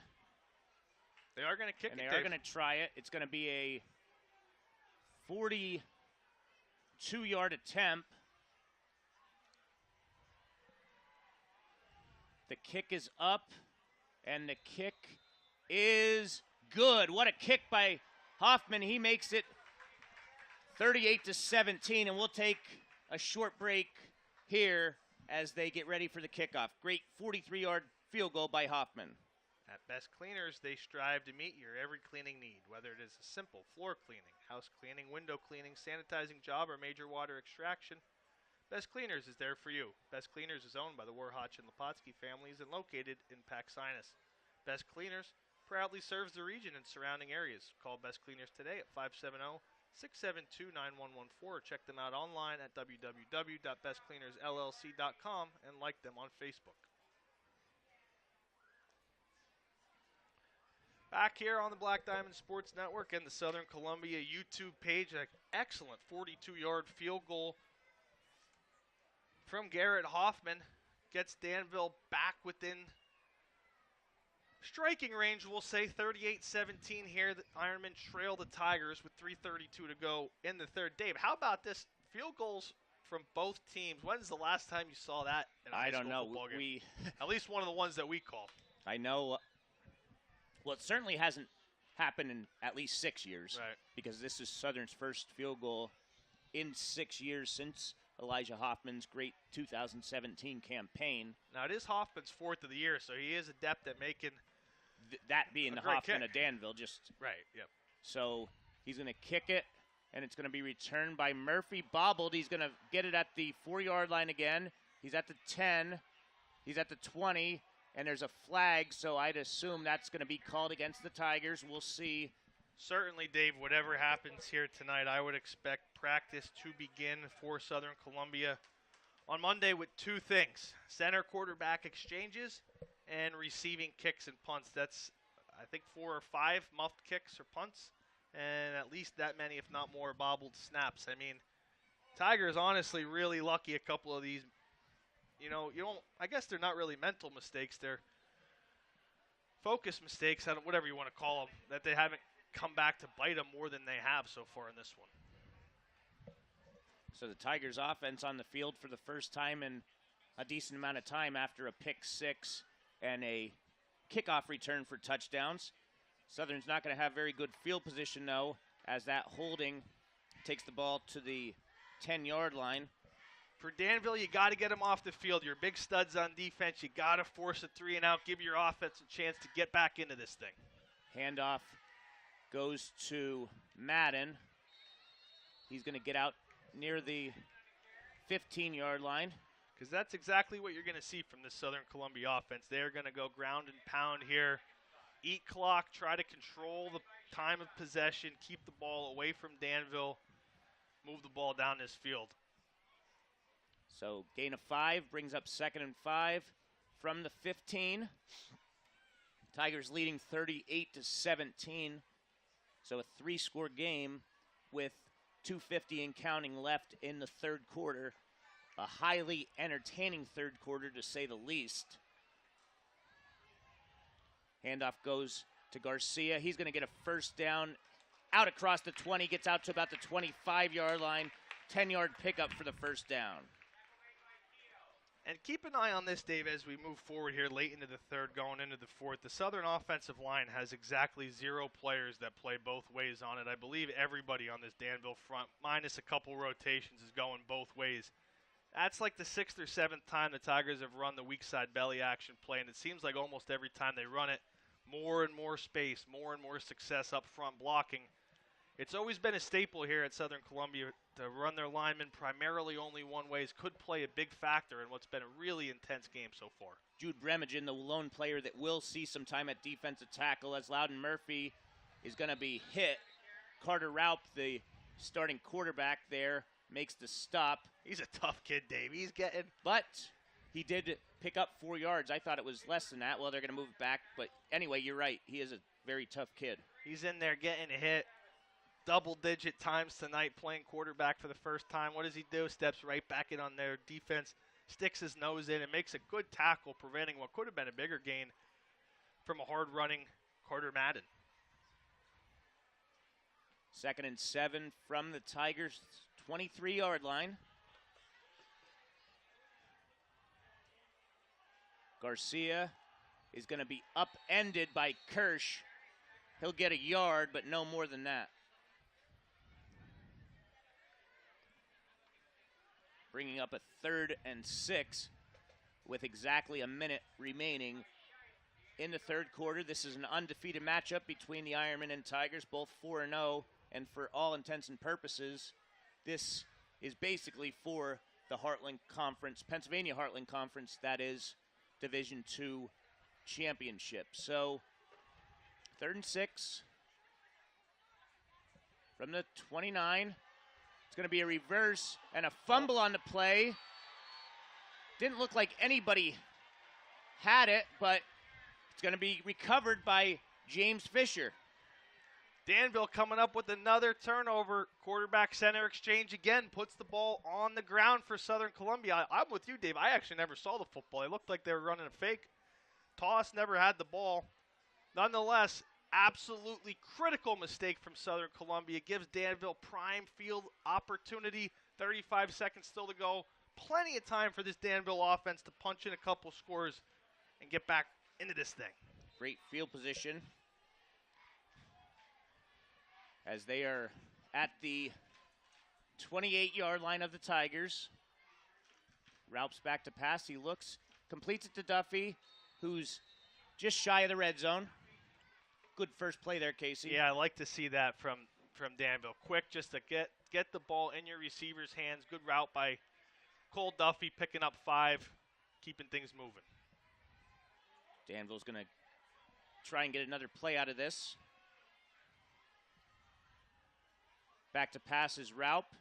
He's going to pass, and it's going to be complete to Petrus, and that'll be the final play of the third quarter. Tigers leading 38-17. We'll be back after this quarter break for the final quarter. Klasik & Associates, 101 West Independent Street, Shamokin, is a full-service, certified public accounting firm.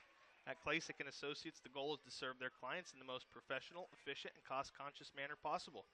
Klasik & Associates' overall team player approach ensures that their success is directly related to the success of their clients. Contact the Shamokin office simply by dialing 570-648-6386. Klasik & Associates takes great pride in being big enough to serve, but small enough to care. Bloom Heating LLC, located at 854 Center Street, Cole Township, is your #1 source for heating oil delivery, off-road diesel fuels, boilers, warm air, and ductless AC. Bloom Heating LLC is family-owned and operated and has been providing quality service since 1995. Owner Brett Bloom and his staff will meet all your heating and cooling needs. They even offer 24-hour emergency service. Call them at 570-644-3780. Bloom Heating LLC on Center Street in Thorpetown. So Southern Columbia leading 38-17. Danville has a 3rd and long one coming up to start this fourth quarter. It's Johnson in at quarterback to start the fourth quarter.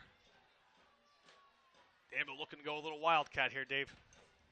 It's going to be Johnson keeping it. and it's going to come back because of the hold. He was short of the first down anyway, but the Tigers are going to certainly want to take him back, Casey. Absolutely, and it's Jude Bremagen on cue almost. Dave said getting a little work in there at defensive tackle. Gets a big break into the backfield, the penetration too much, a big hold right in front of the official. Can't happen. The penalties could just be, as we've seen for both teams, really, really, really, really tough to overcome. Danville offense has had some explosive plays, but really has struggled inside of tighter areas and short yardages to gain. Now going to put themselves in a 3rd and long. Ball's at the 30-yard line. 3rd down, and we'll call it 12. Certainly 4-down territory from this point forward. Down by 21 points. It's going to be Raup in there with Sheptock to his right. 3 receivers to the near side. 1 to the opposite side. Raup's back to pass. He looks, he fires, and it's incomplete. Jake Hoy looked like he had his hands on an interception. The pass was intended for Johnson, but Hoy just slipped on that play. Yeah, I think Hoy and Johnson's feet got tangled up there. If they didn't, that was going to be an easy interception for Hoy going the other way. As Raup just standing there in the pocket, as has been almost every play, absolutely hit again. Really tough for him to create any sort of rhythm when he's getting hit every single play. Got to go for it, like Dave said here in this situation, trailing by 3 scores into the 4th quarter. Got to try to make some magic happen. Where's it going to go? So Ironmen are rushing, and they wouldn't have got the play off, so they're going to take a timeout with 1 second left on the play clock. 11:31 to go. That could be a costly timeout, Dave, 4th quarter. We're looking. How are we doing on the ads, Casey? I know you're getting. Are we doing good? We're good. We'll be right back in 1 minute. The law office of Marks, McLaughlin, Dennehy, and Piontek is a proud supporter of heavy metal in tonight's Danville Ironman football game against Southern Columbia. Senior partner Bob Marks led the Ironman to an undefeated season in 1962 and now leads a winning team, which includes son Bob Jr., John McLaughlin, Michael Dennehy, and Corey Piontek. The firm is dedicated to the betterment of the greater Danville community. We are there for real estate, estate planning, and probate, corporate and criminal defense, along with orphans court practice. The law office of Marks, McLaughlin, Dennehy, and Piontek. Here when you need us, 42 West Market Street behind the Montour County Courthouse in Danville. Call 570-275-3411. Go Ironman. Back here, 29 seconds into the 4th quarter. Danville certainly needs to convert on this one would assume. 4th and 12. Ball spotted right at the 30-yard line of the Tigers. Route back to pass. He looks, he fires, and it's going to be incomplete. It was thrown in between Duffy and Sheptock, so the Tigers are going to force a turnover on downs. And it was actually the best pass protection of the night from Danville. They walled off the Tigers' blitz, but it was great coverage. Nate Gallagher in for the Tigers at outside linebacker, running down the seam. Really, really good coverage. Nowhere to go for it. And the Tigers get the turnover on downs. Huge stop after giving the ball back to Danville. Big momentum killer if you're Danville. Really, really needed to get some points there. Get this thing a little bit closer. But you never know, Dave. The Tigers have had so many problems getting the ball from the center to the quarterback. You just got to keep going. If you're Danville, they're bound to put the ball on the turf. 1st and 10 Tigers from their 30. Handoff goes to Garcia. He breaks off 1 tackle, fights forward. He's going to get about 6 yards after breaking. That's a tough 6 yards there, Dave. Broke 2 tackles. We talk about his yak yardage, and he's actually going to get more like 8, Casey. Wow. If not 9. Yeah, after being hit in the backfield, and it's not easy to break a tackle from Aaron Johnson or Kirsch or any of these Danville defensive players. Really, really tough run there by Garcia. Not his first of the night. He's ran hard. Not a ton of space at times for him to maneuver this season or this night, but getting everything that he can. 2nd down and 2. It's going to be Murphy. He's going to pick up a 1st down across the 40, and he's going to be spotted at the 48-yard line, so 10 more yards for Murphy. Dave, heck of an open field tackle there from the free safety, Bo Sheptalk. If Sheptalk wasn't there to make the play, Murphy was going the distance. He was shot out of a cannon there. Saw the opening to the Danville side, but Sheptalk, great job sitting back there playing center field at his free safety spot, makes the tackle. So, unless it's going to be a third and very long, Casey, I don't see the Tigers airing it out one more time in this game. Just pick up those nice chunk yardage and keep the chains moving and the clock's ticking as Garcia is going to get into Danville territory and pick up another 6 on the play. Dave, they've run that same play at least 10, maybe a dozen times tonight. They've found so much success. Belly off the weak side, left guard and tackle will cross block. And they've really, of all the plays featuring the ball to Garcia, he's found a lot of space there. We said about a tough 8 on the last run. That was maybe his easiest 6 of the night. No Tiger over 100 yards rushing. Murphy the closest at 87. However, as a group, Southern Columbia is right around 200 yards as a team, but they've been tough 200 yards. It's taken about 40 attempts to get it, and it's going to be Madden this time. Gets 2 yards, setting up a third down and that's 2. That's the 41st carry for the Tigers, Casey. How often do you see 41 carries for a Tiger offense and barely get over 200 yards? That just shows you how good Danville's defense actually is. Yeah, these linebackers are very impressive, Dave. That time it was Kehoe, again, for some reason not listed as a starter on any official charts, but he's all over the field. He made a huge stop there. Forcing a third down. You got to get off the field here if you're Danville. You force a third down. Who's going to step up, try to make a big play? 3rd and 2. It's going to be Garcia up the gut, and he's going to muscle forward. He breaks a tackle, still going inside the 40 to about the 35-yard line. He needed to get to the 42. He gets to the 35, so 9-yard pickup for Garrett Garcia and a first down for the Tigers. For a kid that has never played running back up until this season, what a savvy run that was. They run the same play, the belly to the weak side, but Danville reads it. They jump the hole. Garcia with half his strength, and then seeing the vision of just push that out to the right side, breaking tackles along the way. Really, really nice run in here in the fourth quarter, trying to ice this thing out from Garcia. 1st and 10 Tigers from the Danville 35. It's going to be Murphy who cuts backward. He gets about 7, but there's another flag, and it's going to be a holding against Southern Columbia. And Casey, the penalties, that's the 3rd of this half, so 10 penalties for Southern Columbia. Certainly has been an Achilles heel for him tonight. A lot of them have been pre-snap. It's only the 1st or 2nd hold, I think, of the night. It's exactly what you needed if you're Danville. Let's see, we got 7:51 to go, Dave. Danville trails by 21. It's 1st and 20. If you're going to have any shot at coming back in this thing, if you're Danville, you have got to get off the field on this set of downs, get a quick strike, and get back into this thing.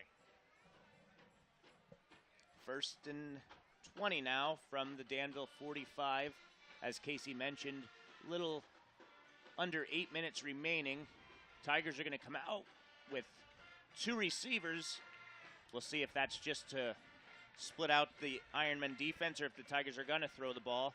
It's going to be a handoff up the gut to Garcia as he takes it inside the 40 to the 39-yard line for a gain of 6 more. Schultz on the stop there for the Ironman. I think you called it nail on the head there, Dave, bringing in the 2 wide receiver set just to give Danville a different look to defend, spread them out a bit, try to hit Garcia up the middle with the quick dive. And now they go back to their 2 tight end formation. There's no receivers on the field when they come out of the huddle here, as they're going to let the play clock go down as the game clock continues to wind down as well. Ball's at the 39-yard line. Handoff goes to Murphy. He's going to break a tackle inside the 35 to about the 34-yard line. So give him, where are they going to place it? They're confusing me. The other ref on the other side doesn't know either. 29. Yeah, so 5 yards. Good job by Southern Columbia to get back to the original line of scrimmage before the hold. All the while the clock is ticking. And this can be the infuriating thing if you're, the opposing team, and it's what's made this wing tee in part so famous. It's just hard to get the ball back off of Southern Columbia. You got to be able to capitalize on nearly every opportunity you get because you just can't get it back off them. Now Wise is back to pass. It's a screen pass to Garcia, and he's going to be bottled up for no gain on the play. Yeah, Chase Miller all over it. Garcia was able to make Kehoe miss in the backfield after the catch, but Miller not fooled at all by the screen. He brings him down. It'll bring up a 4th down. Interesting call here, Dave. I think it's out of field goal range, so they're going to bring on the punting unit, try to just pin Danville back really deep. When you have a defense as good as Southern Columbia's, I think this is a really, really conservative call, but I think it's probably the right one. Dave, what do you think? I agree. It's a 3-score game. You don't want something to happen with a snap or a block and give Danville momentum. Danville doesn't send anybody back, so Carter's going to kick one. It's going to land at about the 15-yard line, and it's going to be downed by Jake Hoy at the 8-yard line. So a great job there of punting by Isaac Carter to pin them deep. Was that in the Loyalsock game where we saw them do a similar thing? Isaac Carter really good at taking something off his punts and just sort of pooching one down there and getting it to have the backspin to not roll into the end zone. When you can pin a defense inside the 10, it's a huge win for your team. 5:07 left, 5:09 actually. Danville needs to go 92 yards, and even with that, they'll be trailing by 2 scores still as Ralph's back to pass. He's going to be sacked on the play by Isaac Carter for the safety. And that should just about do it. Isaac Carter's 2nd sack. It sounds like a broken record, Dave. Just immense pressure. The Danville offensive line, they've battled defensively, a lot of these kids, but the defensive front for Southern Columbia just been the story of the night. Just pressure in the face of Ralph Carter with his 2nd sack on the night. Forces the safety. Could be possibly one of your game-changing moments, Dave. And why don't we talk about the Chickatano Ace Hardware game-changing moment in about a minute or so. We'll see if Danville's able to get anything going here on the first play or two defensively, but Southern's going to keep it on the ground, and they're going to get great field position as Danville's going to have to punt it off the safety. Give a lot of credit to this Danville team, Dave. Without their starting quarterback, Madden Patrick, had to do some different things offensively. They battled not the defense you want to see when you're coming in with a new quarterback and a little bit of a different offensive approach. Tough enough to score on them with just about anybody. They were able to hit 2 big plays, give them some points on the night, but in a very large part, absolutely shut down by this Tiger front. Carter's going to get it at his own 33-yard line. He's going to get across midfield, trying to get to the outside, and he fumbles the ball. It's going to be recovered by Gavin Krebs. Is it slick out there? I don't know, Dave, because we're not seeing like dew or moisture coming up. We're not seeing any issues from Danville. I'm not kidding. The Southern Columbia, between snaps, fumbles, muffs, has put the ball on the ground double-digit times tonight. And they're 10 penalties as well, and against a very good football team, they're leading 40-17. And I think that just speaks volumes to how talented this defense and offense, how the talented this team is as a whole. Can overcome a number of mental mistakes and still really just make it really, really difficult on the opposing team. New center in there for the Tigers. It appears to be Caden Noblet, as Tigers have their backup unit in there. It's going to be Joey Williams on the carry. He's going to lose a yard on the play.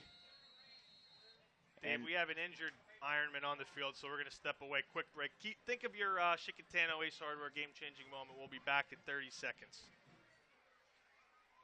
Southside Fire Company serves the residents of Riverside, Rush Township, and Mayberry Township, who also serves as a mutual aid company to Danville and Mahoning Township Fire Departments. in Montour County, as well as Ely'sburg and Upper Augusta Township in Northumberland County. We respond to assist any department or area that may need our assistance. Our top concern is your safety. Located at 270 Avenue D, Riverside, the Southside Fire Company invited you to come by after every game for Wing Night. The social hall is open daily from 11 a.m. to 2 a.m. To become a volunteer firefighter or social member, please call 570-275-4644. The Academy Sports Center is a proud supporter of all area teams. The Academy Sports Center is your area headquarters for customized apparel for all team sports. They also feature a complete selection of t-shirts, sweats, hats, hoodies, and other school logo items. If you need trophies or plaques, they make them on site to suit your needs. Stop in and see the friendly, personable owners and staff at Academy Sports Center, located at 18 South Oak Street, Mount Carmel. Or give them a call at 570-339-399 or 3399. And we're back here after this play. We'll bring you to Chickatano Ace Hardware game-changing moment, as it's going to be Anthony Martino on the designed quarterback keeper, and he'll get a yard on the play. So, Casey, I usually do the honors, but I'm going to let you go first this time. Dave, I think my game-changing moment would have to be tough to just single out one in a game like this, but I'm going to go with the kick return for a touchdown by Loudon Murphy. Danville hit their second big play of the night, getting a touchdown on the deep pass to Cameron Kirsch. Things were starting to get a bit interesting, and bang, right away, Loudon Murphy hits the 96-yard kick return for a touchdown, taking all momentum away from Danville.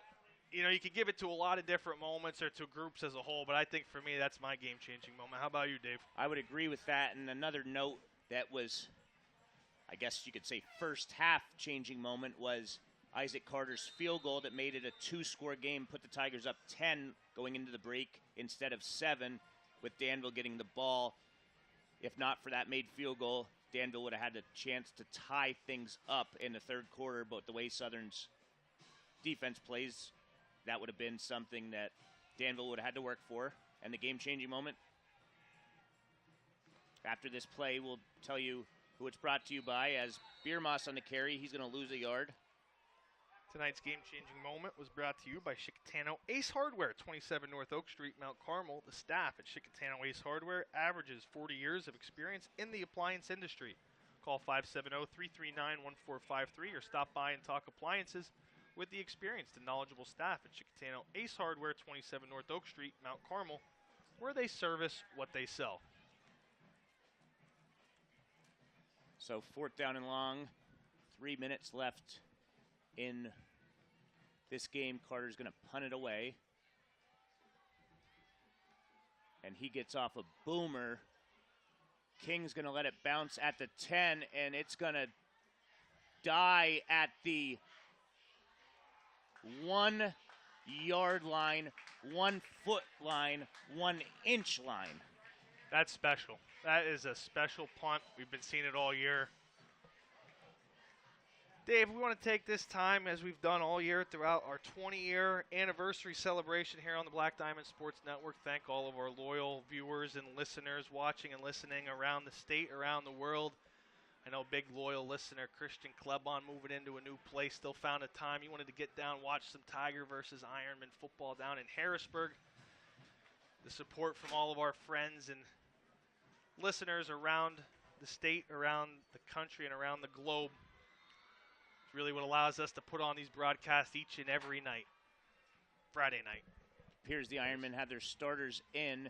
Tigers had their backups in, as Carter Raup is going to get out for a gain of a yard. Jack Biermoss kind of jumped on a pile there to stop it. I mean, coming off the safety on the previous offensive possession, Dave, you don't want to go back-to-back safeties to close this game out if you're Danville, regardless if it's the second or first team in for Southern. So, 2nd down and 9, 2:10 and counting left in this game, with the Tigers leading 40-17.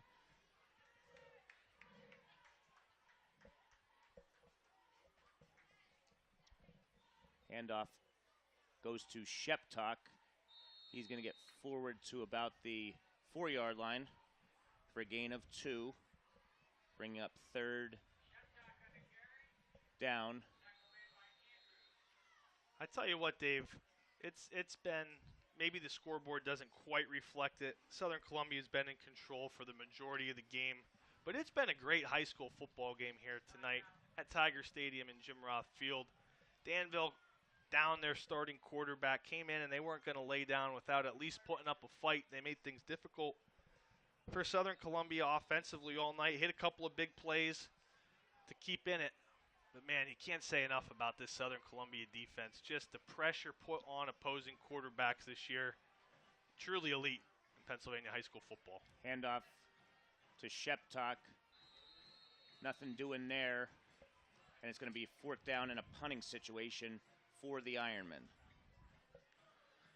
After the game, be sure to stick around while Dave goes on the field to conduct an on-field interview. We'll bring you the post-game stats and Black Diamond Sports post-game show following the conclusion of tonight's game, which I'm assuming Danville going to punt this thing away. Southern Columbia probably take a knee or 2. Wrap this thing up. They're only going to have to take 1 knee as the punt is going to be fielded by Andrews at the 47-yard line. Nice return to about the 30-yard line, and it'll be 1 kneel down, Casey.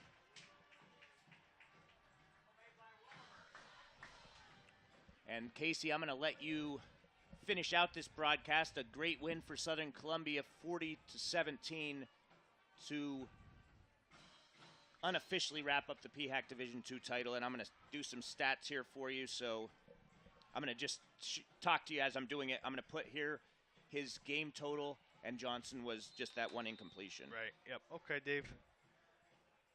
Tiger JV offense out here. Martino under center. Williams, Hopper in the backfield, but it's just going to be the victory formation for Southern Columbia. Taking a kneel down, and as Dave said, that's going to be the only one they have to take. It was a good one throughout, folks, but in the end, this Tiger defense just too much. When you're able to put points up consistently like Southern Columbia is, even if it's not always pretty, too hard to score on this Southern Columbia defense. Tigers going to win this one in convincing fashion, 40-17, all but lock up the PHAC Division II Conference Championship. They came in tonight's game second in AA in District 4 standings, likely going to jump Troy in that regard after a big win over undefeated AAA school.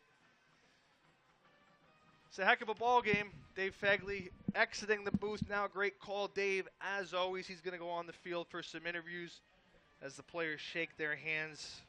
Stay with us. We'll be right back. Some post-game stats and a look forward for these teams in their next games here on the Black Diamond Sports Network. Phil Manny, CEO of the Black Diamond Sports Network, would like to thank the Bernie Romanowski chapter of the Pennsylvania Sports Hall of Fame for their support of our extensive broadcast schedule featuring local athletic programs.